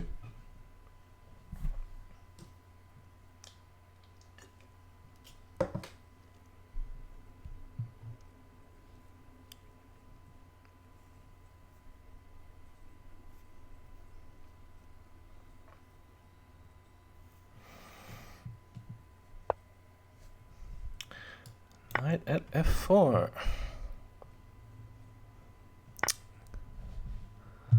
Maybe it's only fair if I shut my eyes and...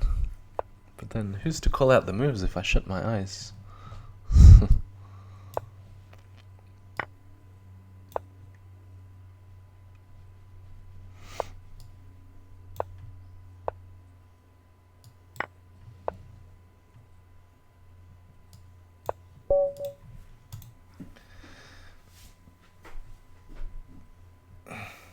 Okay, crack top 20.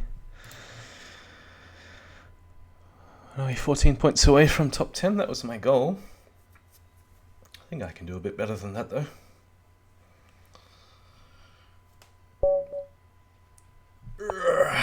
Anton Berg, what are we going to do? Knight F6, haven't played this too much today.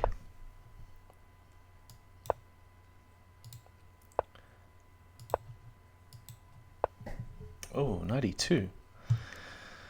It's a little unusual.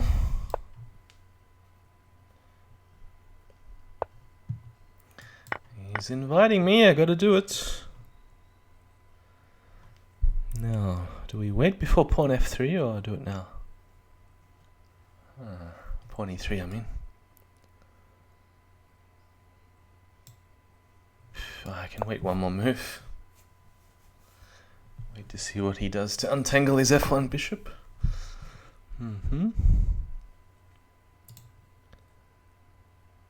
So perhaps this move will be useful after knight F3.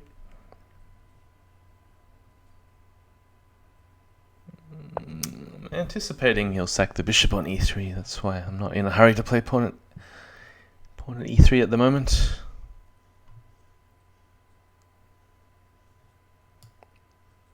I think now is a good time though. Okay, so he must sack. He doesn't want to run back. King G3. That's the kind of move we like to see.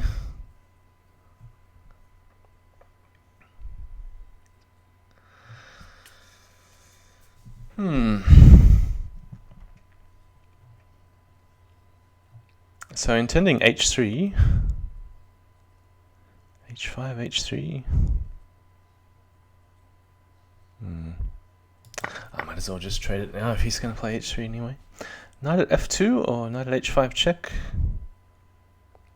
If I want to try and win the pawn on E5, that would be what I would do, but no, knight at F2 instead. Yeah, there's a potential for white to play E6. Don't think he really wants to allow a whole rook for free though.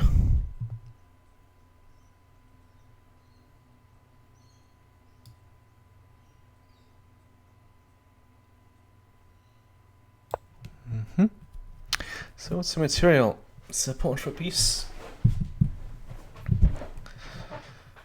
Let's say queen F1. Now, is this a good trade? Knight for rook.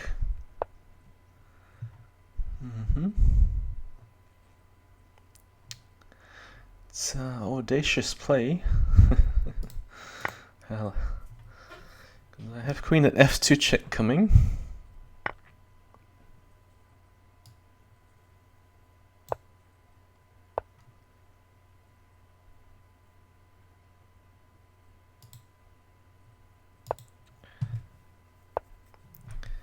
And if there's no mate, we don't panic. We just take the bishop back. Lots of threats, bishop at H4 being the main one. So let's say bishop takes E6 to clear a square.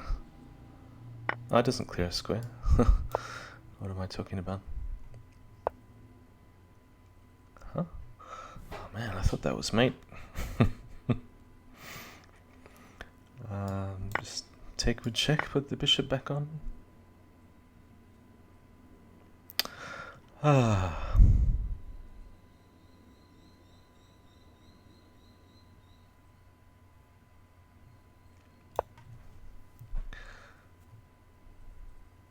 Try not to let him escape.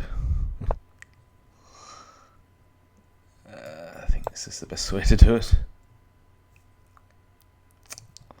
Bishop g6. Yep. Thanks, Slavny. It's been a while. So yeah, I mean the way I'm clumsy when calculating shows why I don't stream the candidates matches live. It's hard enough as it is.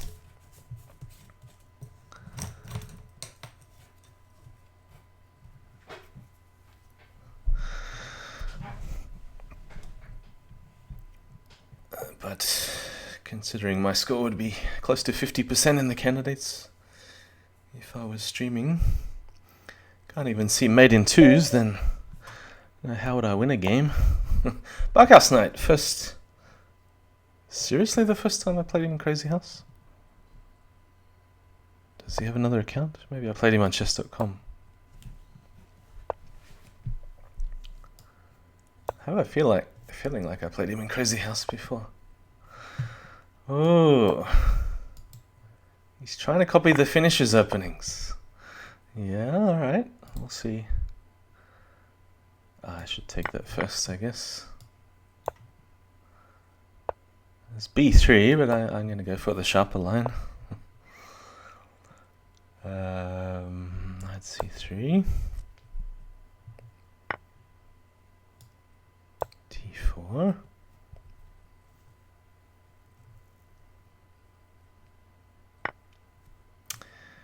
Queen takes. Alright, so these pawns are extremely scary, even though he's temporarily 2 pieces ahead.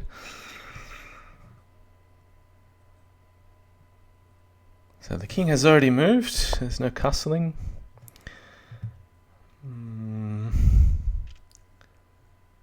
Take which piece? Probably the knight. The pawn, I mean. D takes, what happens on D takes e6? I mean, come on, that can't be bad. I'm not missing anything, am I, down here? No. Knight c4. So I need a knight if I'm going for mate.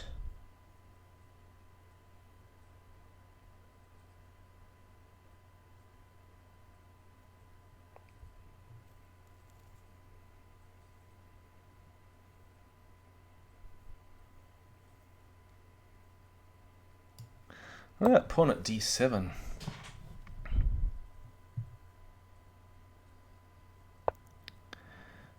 Yeah. I tried to warn him, this is scary.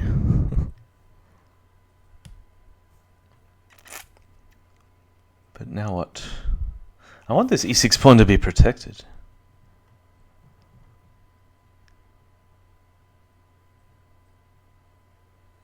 Yeah, queen c5. Maybe queen c5. Queen g5.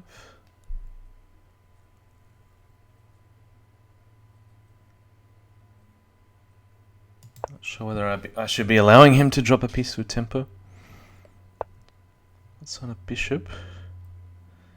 Yeah, queen takes knight. This pawn is not protected. There's no mate, but I still have some good options. I guess pawn at d2, yeah. Knight takes.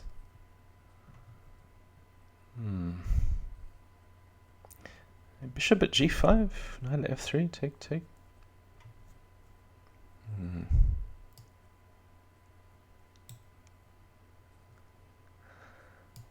I just take the knight back. Because I really do need one. What is that? Stopping queen takes b7. So low on time.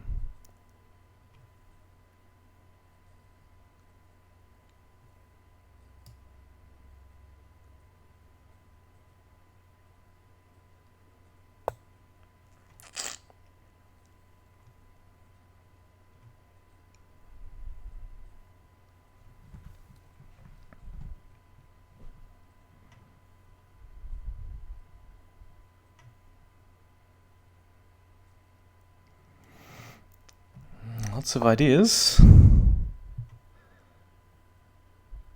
She's hoping for queen g5.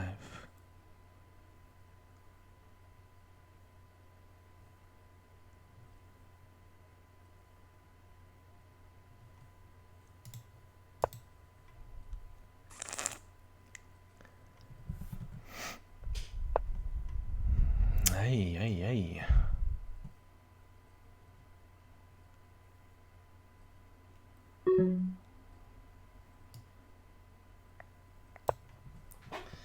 All right, this is all in.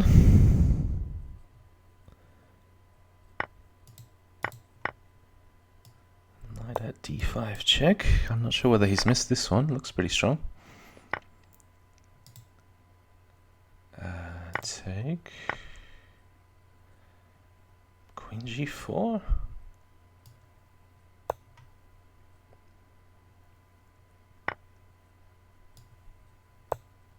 Yeah, knight at c4. King c5.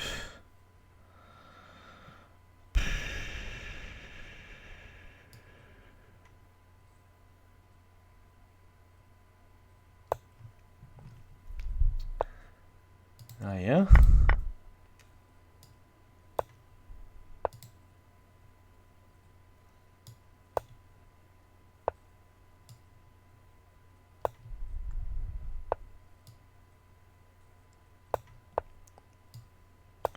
Finally, got him. Whew. That was a tough ensnarement of the king. He's running around like a little mouse. Cag B. Yeah, weird position with the knight hanging. So I'm not sure whether knight at a4 check was any better. But then sometimes the king can hide on a5 and then you don't have the pawn drops in the right place.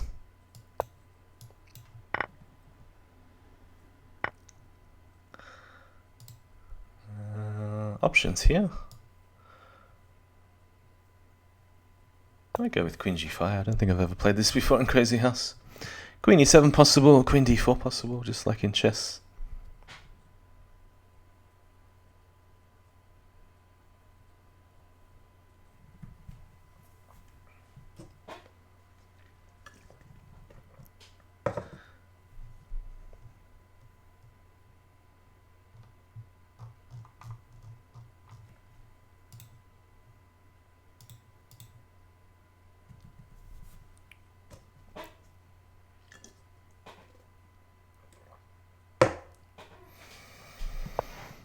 Queen f3. Is that not just a free piece? Surely you should have defended the knight, I mean. Pawn at f4. Come back.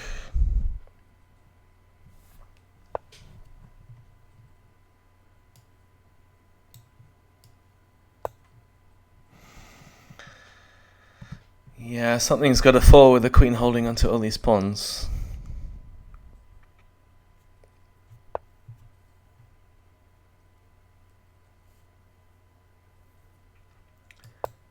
Yeah, expecting e5, then the knight comes over to d5.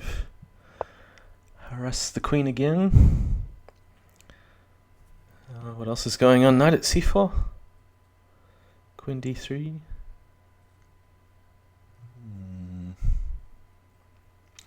Knight at h4, rook g1.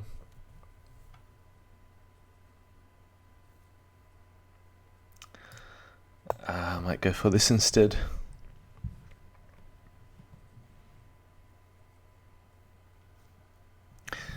But yeah, it just feels like something's about to collapse in white's position.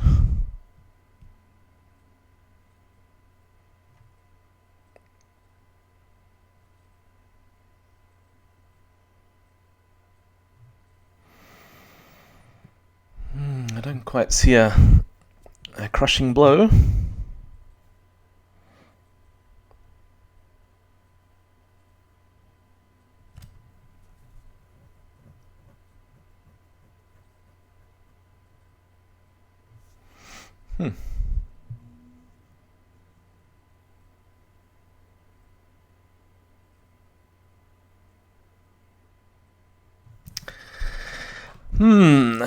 What and where will collapse?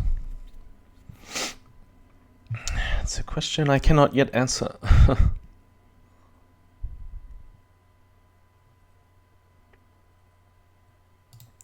I'll just play a waiting move. See what he does. Castle. Yeah,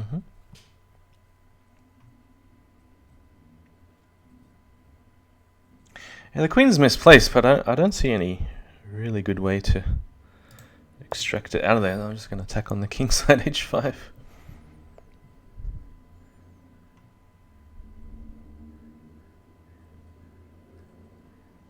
Yeah, I'm expecting f3. I think that's his best way to make a little bit of space around the king side. If he waits for me to take a pawn, he doesn't want to allow pawn at h3.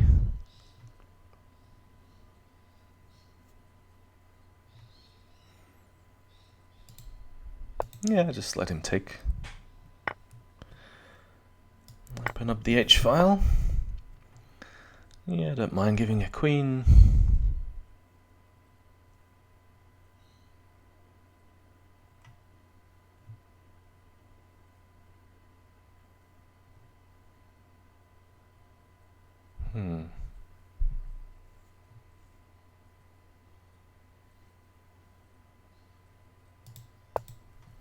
G3. Just looking into queen takes c5. D takes bishop at h2. King f2, knight g4 check. Win the queen back. If queen takes... I haven't quite got this far. What about... Yeah, knight takes e4. Bishop takes doesn't come with a direct threat. No, I have the threat of knight at e2 check.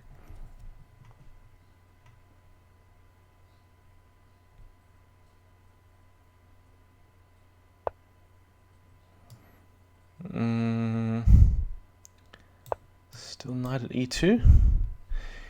He's got two knights, but not enough to mate.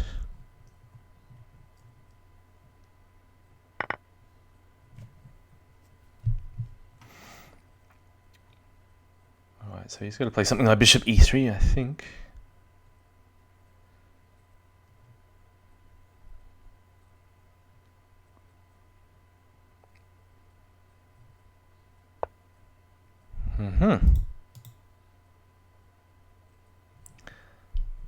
Interesting.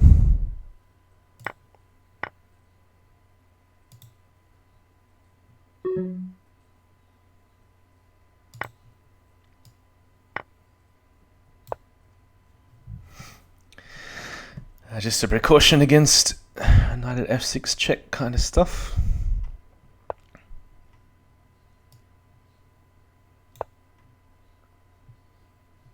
There's also knight at d6. Maybe.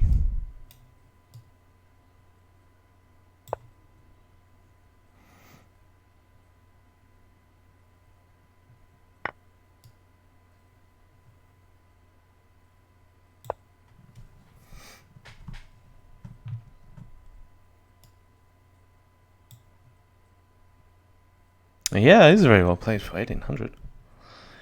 Guy's putting up a good fight. Knight at d6, I probably just sidestep. Maybe it doesn't matter too much. Pawn at e7, king takes. Knight at f5, come back.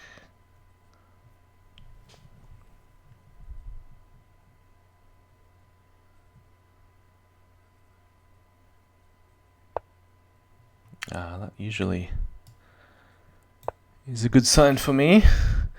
He's blocking off the first rank. He's defending pretty well too for his rating. Okay, no threat that I can see. What? He's trying to flag me in +2. Nah, that ain't happening.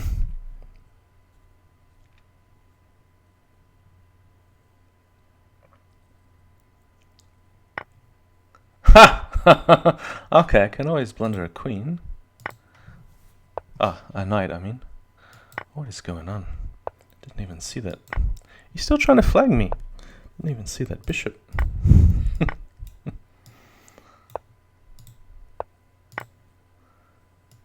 Man, just collapse, will you?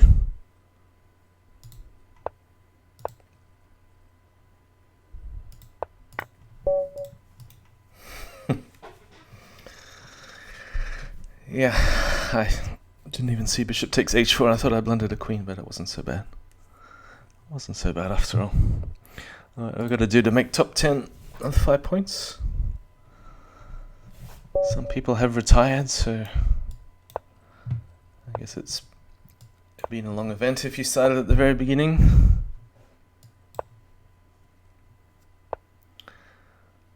I have a feeling I know what he's going to do. How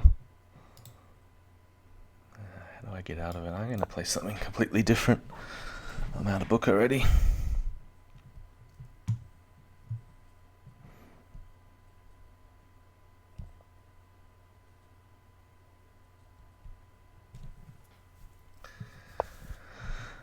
Yeah, e5, knight e4. Already got the queen in position. But then maybe just bishop e2. So this is the non-pawn sack line. You don't have to give up a pawn on c3, which you normally do in this opening.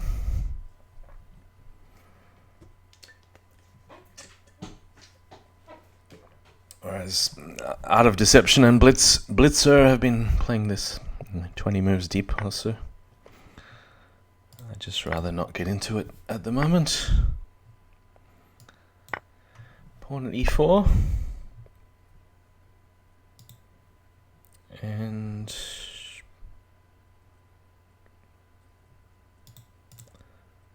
yeah, probably come back to d1.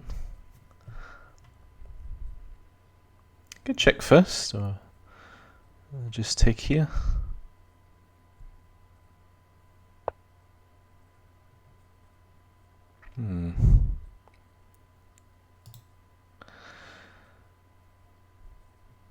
I'm thinking king g1 because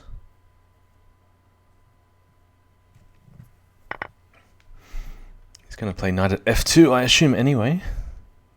I might as well have the rook already protected.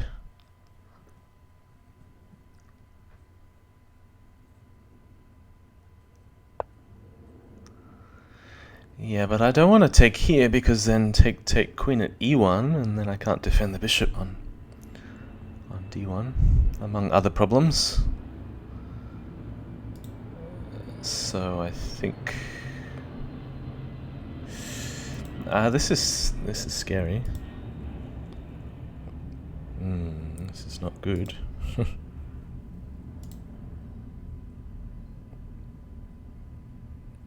Yeah, probably queen f1. It would be nice to sack the queen for 2 knights, but the problem is queen at e1 and knight takes d4 also coming.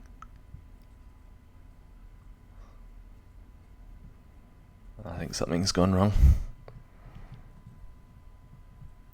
The queen d3, a bit of a sideline which I've never played before. Trying to work it out. So knight takes. Do I have to take on h1?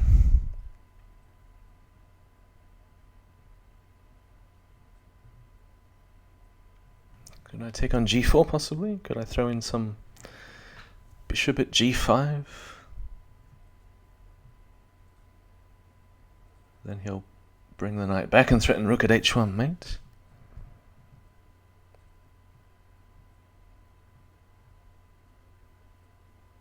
I don't think he likes these sharp positions, actually. A queen e2, I was just concerned. Knight takes d4, hits the queen, and also threatens pawn at f2 check.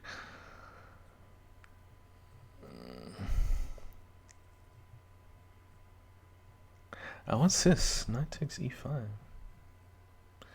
That's interesting. Okay, we'll take. Yeah, I think I should take this to stop pawn at f2 check. That's the main concern. Alright, it seems like the worst is over.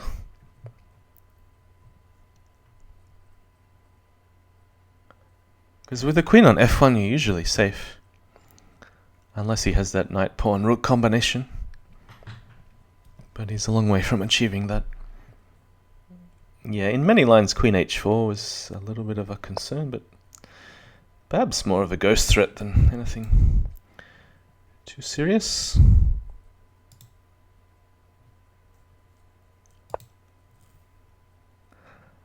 Take with the...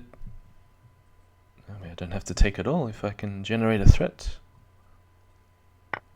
But g take should be fine. Yeah, there is queen h4.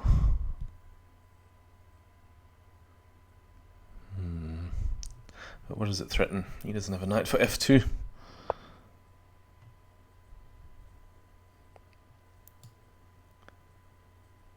Probably just play safe bishop at g2. Yeah, knight takes e5. I wasn't sure about that either.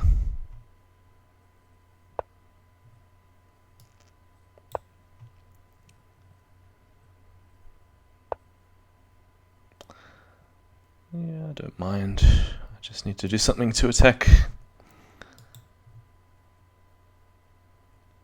He's got to repeat with rook at a1, and maybe then I need to... Oh, okay.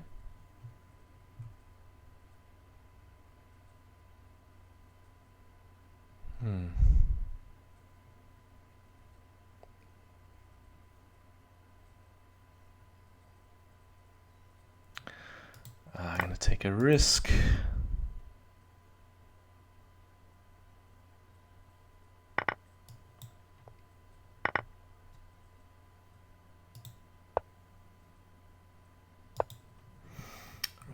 Rook at g2, king... Ah. Alright.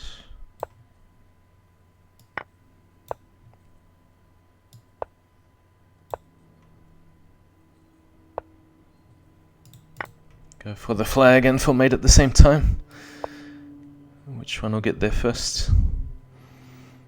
I mean, there's a lot of options here. I don't have to be so direct. I can play a move like pawn at g7.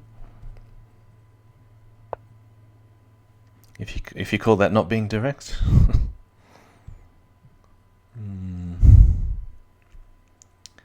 So I think a bishop will be good. Can I set up some tricky mate? I just knight at d4. He's not threatening anything, is he?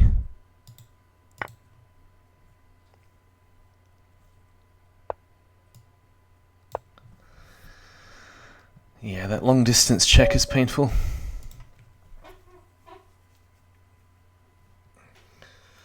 Alright, about half an hour to go. Almost. First goal accomplished was to make the top 10. Playing for a bit over 2 hours.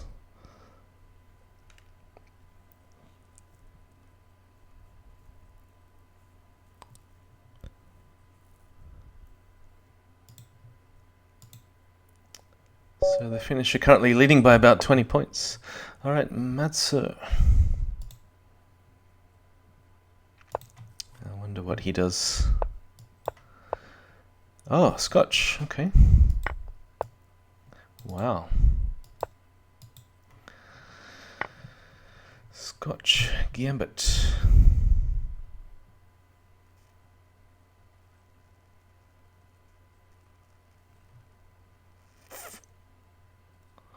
I always get very confused about the move order.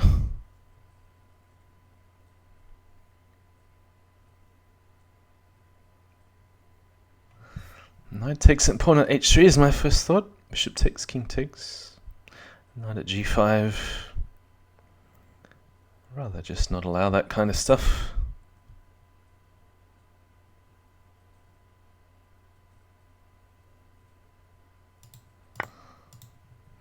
What about throwing d5 first?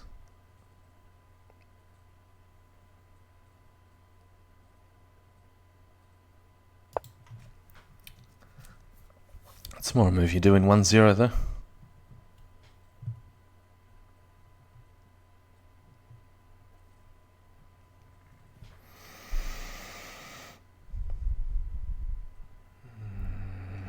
Perhaps knight at e6 was better, pawn at e6. Yeah, this one I have pawn at e6. And it feels like a theoretical line, but that's only after knight c3 and bishop e7 have been played, which probably favors white.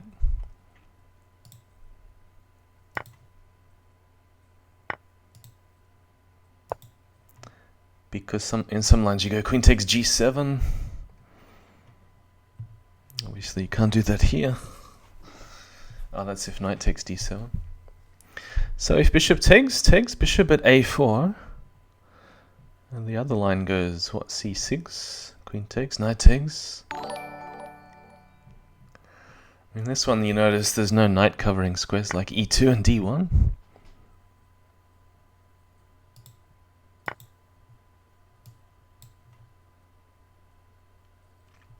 But then the bishop not being on e7 means it's slower to castle.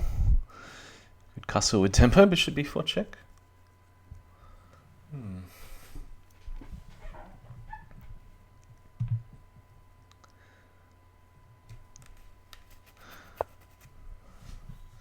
Yeah, this is not exactly a theoretical position. It would be if the knight was on c3, the bishop was on e7. But this, I'm trying to work out the differences. So what's wrong with rook d8? Bishop takes, rook takes. Queen check, queen block.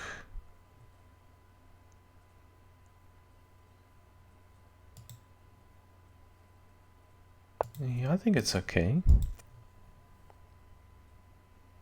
Because if he tries some funny stuff like knight at e5, then he's got to watch out for queen at a5 check. Knight, I mean, there's also mate in 1. That would be good too. So there's one difference already. Yeah, you don't have a knight defending d1, so you can't just take here and play a move like knight at e5. So he's trying to make me take, and then knight at f6 check. But this move doesn't really make much of a dent in the position.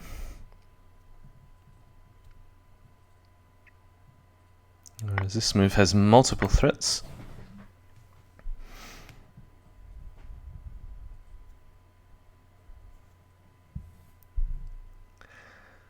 So queen at e2, knight takes c2, something landing at f3 also. Thanks for the follow, Kaisha.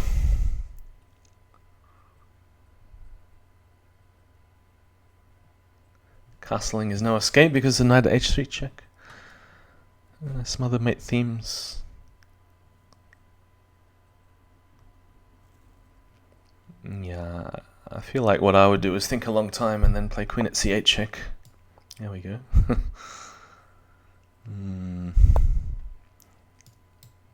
Alright, but how am I going to avoid a repetition? Well, queen check block with the bishop, that's easy. Bishop at b5. Well, then there's take. Bishop at c6 check.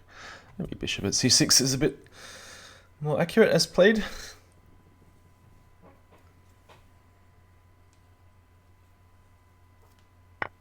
Hi, okay, he's sacking the house.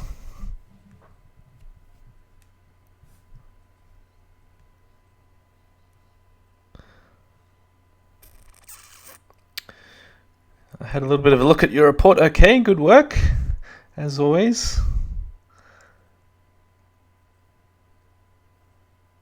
Your blog. Hmm.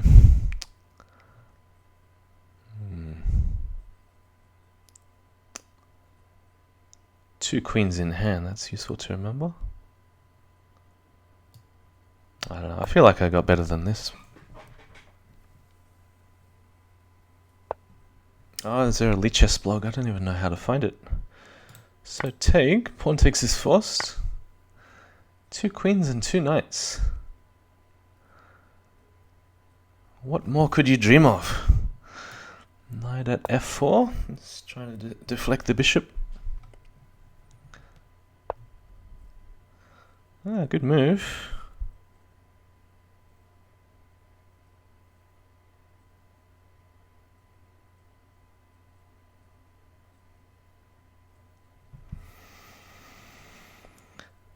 But not good enough. Knight at d3 check.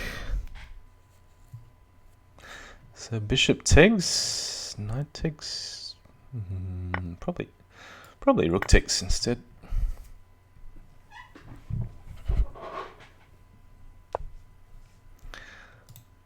Okay, that's not going to help.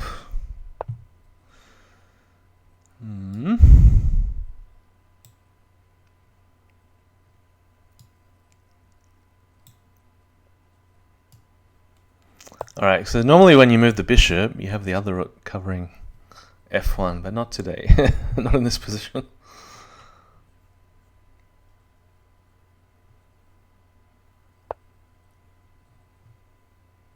Ah, so there we go.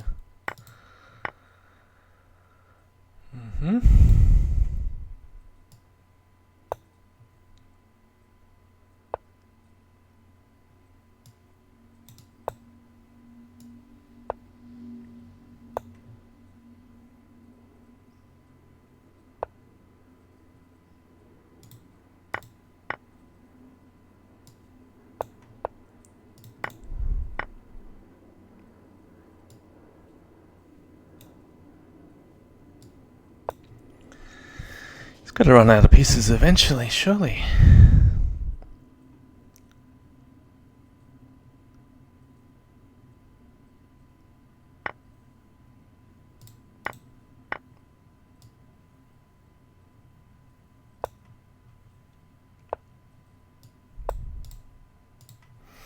Alright, there we go.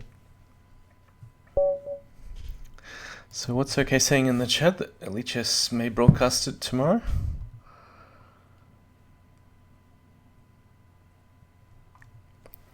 And what does that mean? That it goes on YouTube as well as Twitch streaming? Or Lichess has its own channel on Twitch?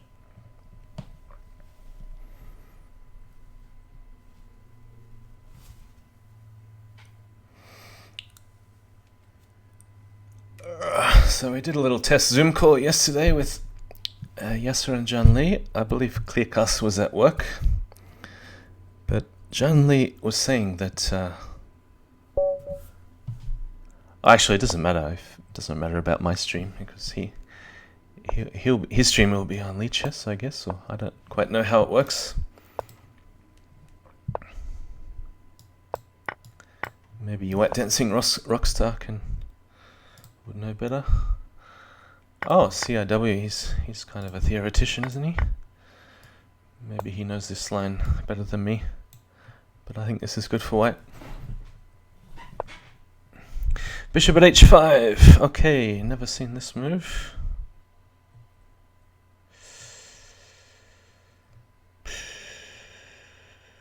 Knight at e5 check.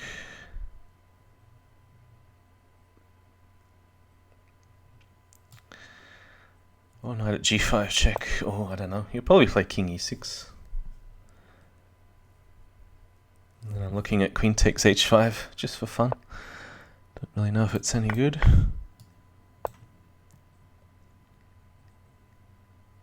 Oh wow. Because I had queen takes h5 coming. There's too many diagonals. Yeah, it's what I call the Bugzilla line with that early bishop takes f7 check. He was the first to popularize it. And people look for alternatives now, I believe, to get out of that line. So it will appear on leechester.org/broadcast, but does it mean John Lee's still streaming on his own Twitch channel as well? Oh, it says me going into it, but you probably have to be 2300 to have seen that line before. Play an early d5, just to, because I'm accidentally berserking. I can't really say it's out of habit, because I don't have the habit to berserk at all.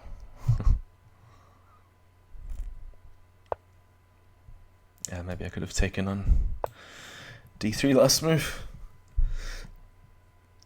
Boja says, are you in the top 10? Oh, you aren't. That was a statement. You are in the top 10. I didn't realize. So I have to have a new goal. 100 points. I don't know how many points I have. It just says number 9. Bishop at e2. So the broadcast page just means the moves will be transmitted to everyone on Leech has lots of spectators. Ah, excellent. Exactly what we wanted, right? Yes, it seems pretty keen. Sometimes when he... Oh, what am I doing? When he doesn't know his schedule, he's like, 60%.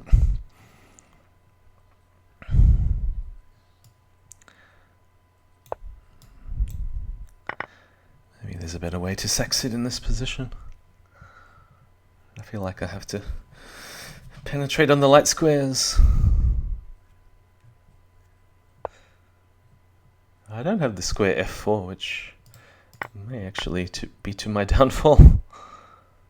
Oh, but there's knight at d2, which looks kind of crushing.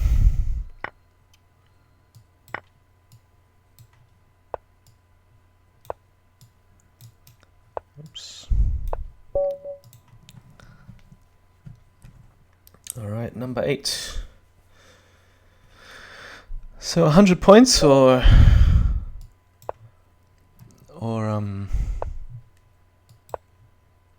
I don't know if top 5's feasible.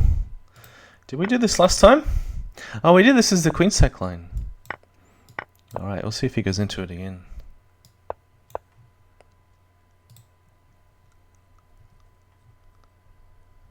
Again, first played against Bugzilla.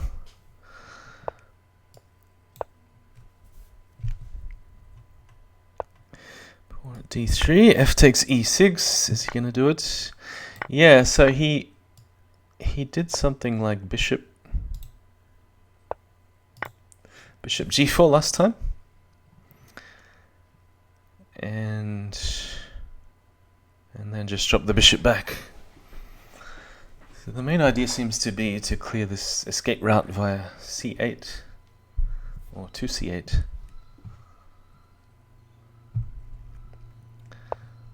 Okay. d3. I don't think that's any good because of... Hang on. Bishop at a3? Bishop at c5.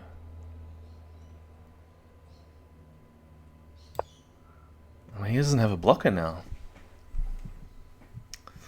I didn't realize, okay, you studied pawn at c4. I saw Van Paley play it about 3 years ago. I didn't know you guys had studied that together.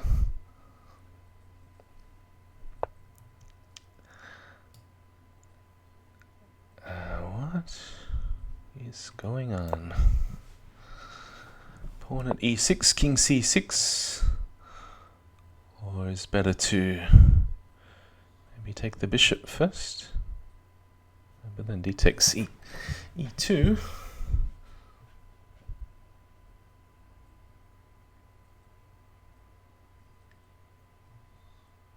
Pawn at e6, check king c6. Yeah, I'd rather do this. Keep these knights defending each other. Oh, I don't have knight d4. What am I talking about? Yeah.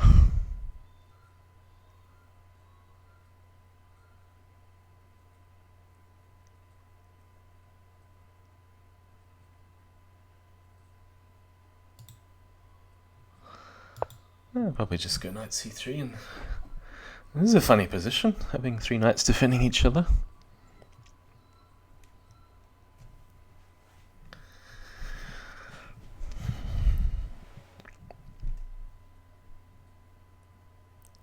Yeah, I don't know whether you anticipated anything like this in the original study.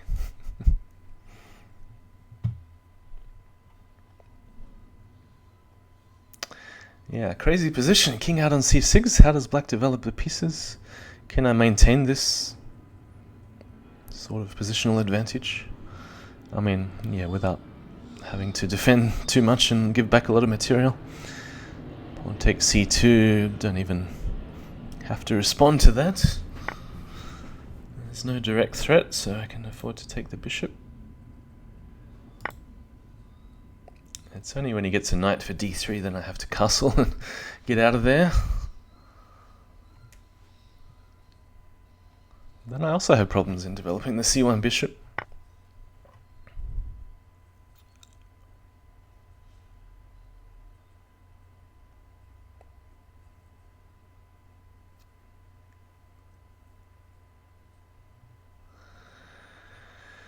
Yes, what a strange position. Bishop at b5, maybe? Because I'd probably rather take this pawn than the one on c2. Ah, yeah, that's a good idea.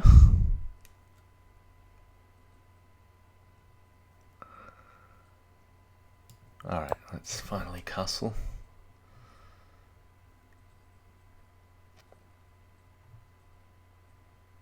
He's going for maximum safety, king a7.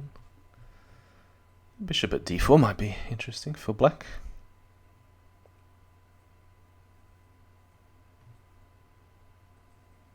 Bishop c4 also holds the pawn on e6 to keep this diagonal closed in case he chases the knight away, and maybe knight takes h7, but it's going to take a bit of work to crack into this little mini fortress over here. Because normally the key square is b6, but that's so well defended.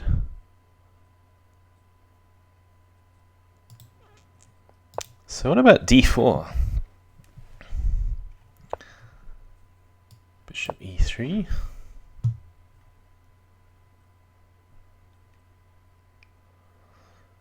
So this opening is all about going for a bind. Bishop at f6. So that's what I was talking about before. Now I probably should take on h7. Go for the rook, distract the queen, and then even had the idea to play a4 and knight b5 check. Take, and then try and crash through on a6. There's also d5 check. Pawn at d4, maybe it's not so great.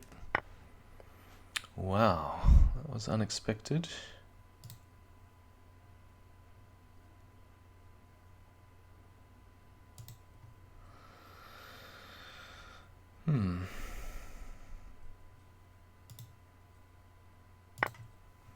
Alright, forget about the rook. I don't think the rook is so valuable here.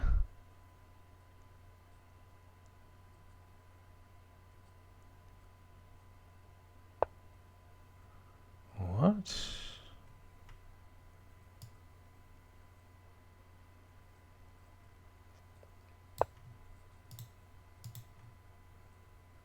May as well, safety first.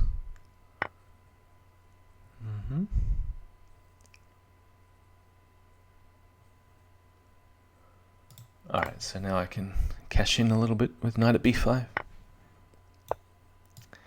This king is still going to be moderately safe.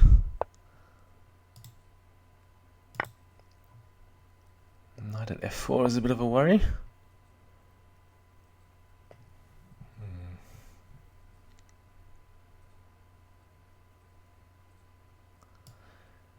Queen at g4. Oh, he's got another knight, but I have queen takes f3 in the end.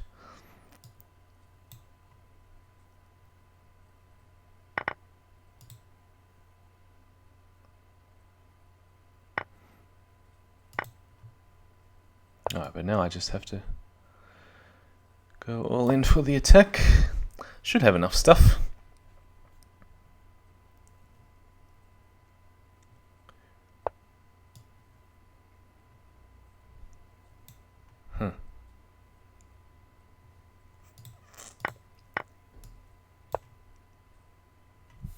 Yeah, pawn at h3 is more of a worry. The knight takes g2.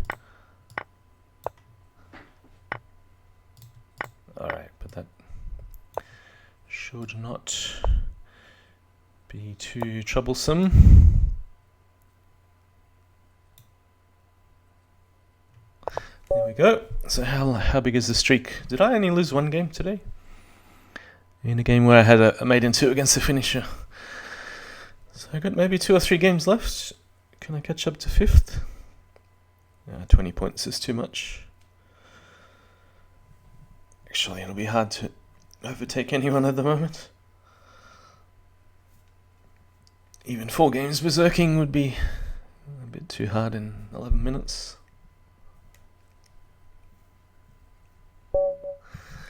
Okay, what are we going to do against black? With black against the old Mr. Civ.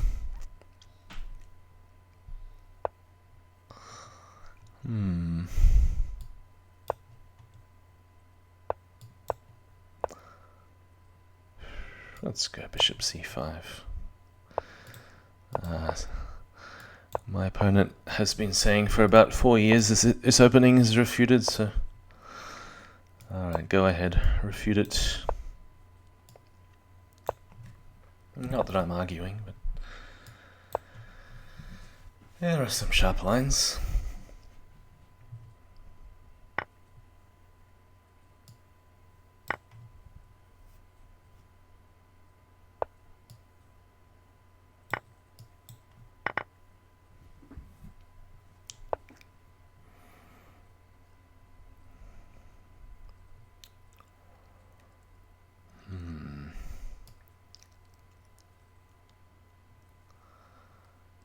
Bishop at g6. So pawn at g7 and bishop g7 are the other moves. Queen takes g5. It's actually quite hard to play this without at least memorizing something.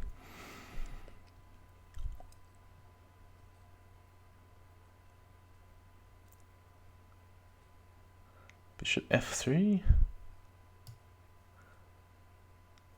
Knight at h7. Hang on. No, I should be playing knight at h7. That's the main idea, is to avoid queen f6 and knight at h6 winning 2 pieces for a queen.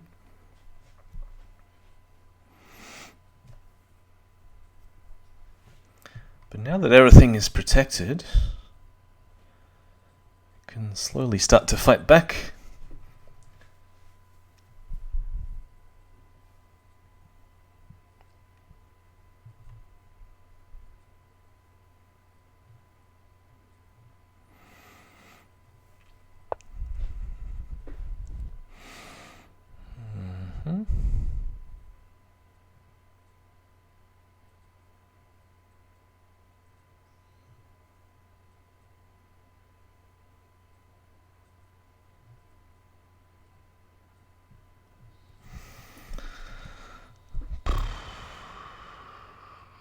Bishop h5.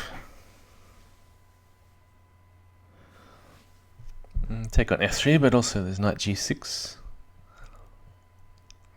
So probably pawn at g5, the sharpest line. Yep. Alright, and now bishop takes f3. You'll probably just ignore it and go bishop g takes f6.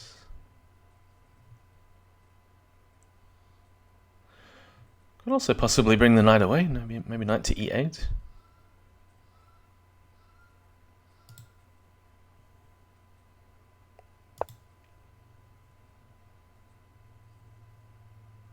Knight d7 possibly better to answer knight takes e5 with knight takes e5. Possibly. But e8 covers g7, that was the idea. I just want time to play knight g6 next move. There's no hurry to take on f3. Yeah, that's what I was expecting.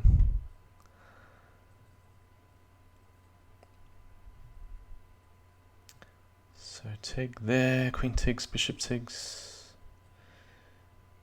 What do I have? It's hard to get rid of that queen on g4. Perhaps take this one first.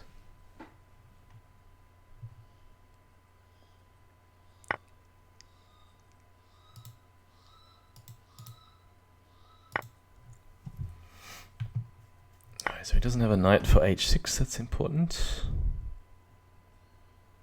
What is he threatening?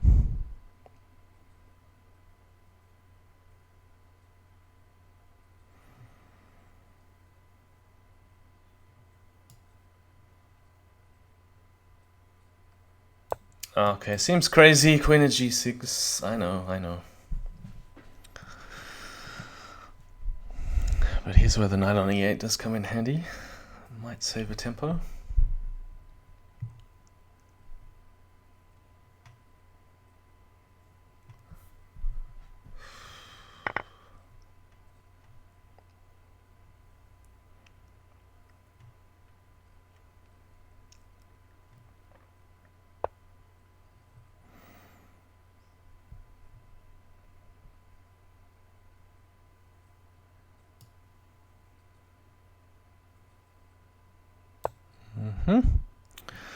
What are you threatening?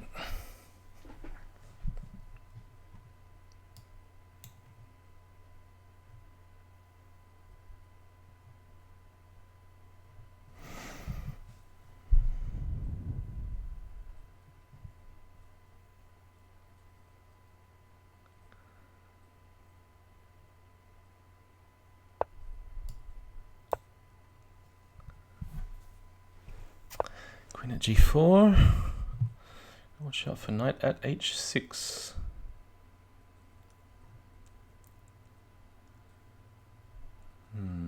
Well, I can take this first.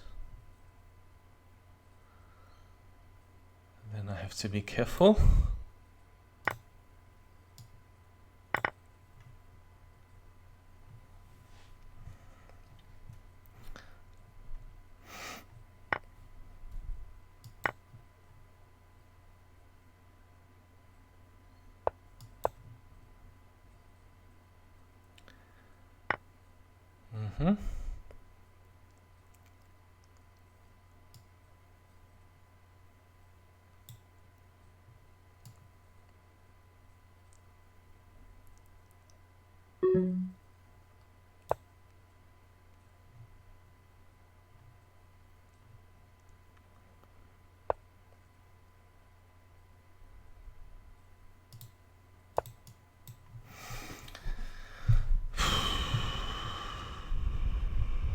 Yeah, I don't like it anymore. Something went wrong. Trying too hard to attack after bishop at h3 in the first place.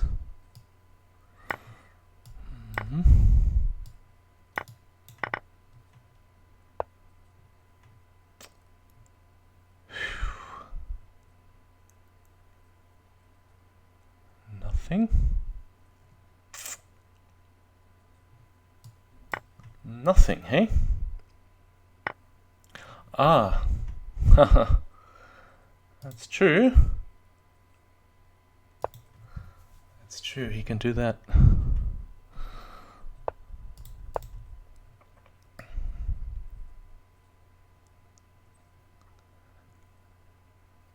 Somehow. Oh no.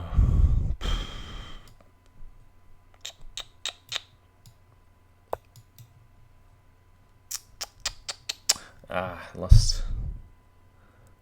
No attack. Just need one move to play queen at g4. I think it's lost. Ugh.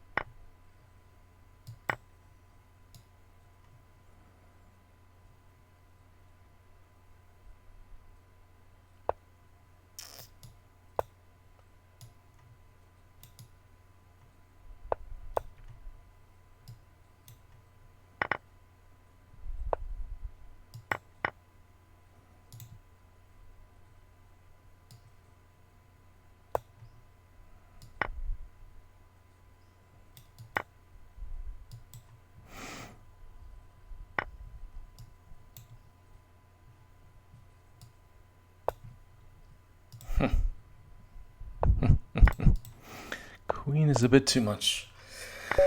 Why did I play bishop takes f2? That's it. Alright. Well done, finisher, 279 points. BughouseKnight in second. Didn't quite get to 100. No, I do not believe the opening was refuted. I would never accept that. No, actually, queen takes g5. I think black is meant to be okay. I was quite happy with the opening, actually. Alright, GG's. I don't know whether there'll be anyone playing in the chess.com Christmas tournament in an hour and a half, but if there's any decent opponents, maybe I play, maybe I won't. But since I woke up pretty early, I will get a rest. I'll take a rest now. Looking forward to tomorrow. It's in about 21 hours. So the World Championship final between Opperweisen and Jasugi99. Does anyone have any predictions? I know Opperweisen likes to play himself down and praise his opponent. And I think he'll do better than expected, better than 3-7 ratio. So 3 parts of 20 games. Yeah, I'm thinking similar. Train flipper. But I'll make a bold prediction and say 11-9 for Opper. 11-9 for Opper. But he's a bit more of an unknown because he hasn't been so active. I mean, playing a bit of 1-0 against Jasugi and Zhang Li, but he hasn't had a wide range of opponents. So Jasugi's put all these cards on the table and obviously not taking anything away from him. Fantastic performance in the candidates to get 85% against players I struggle to get 50% against. But yeah, Opper, if he's super focused, anything can happen.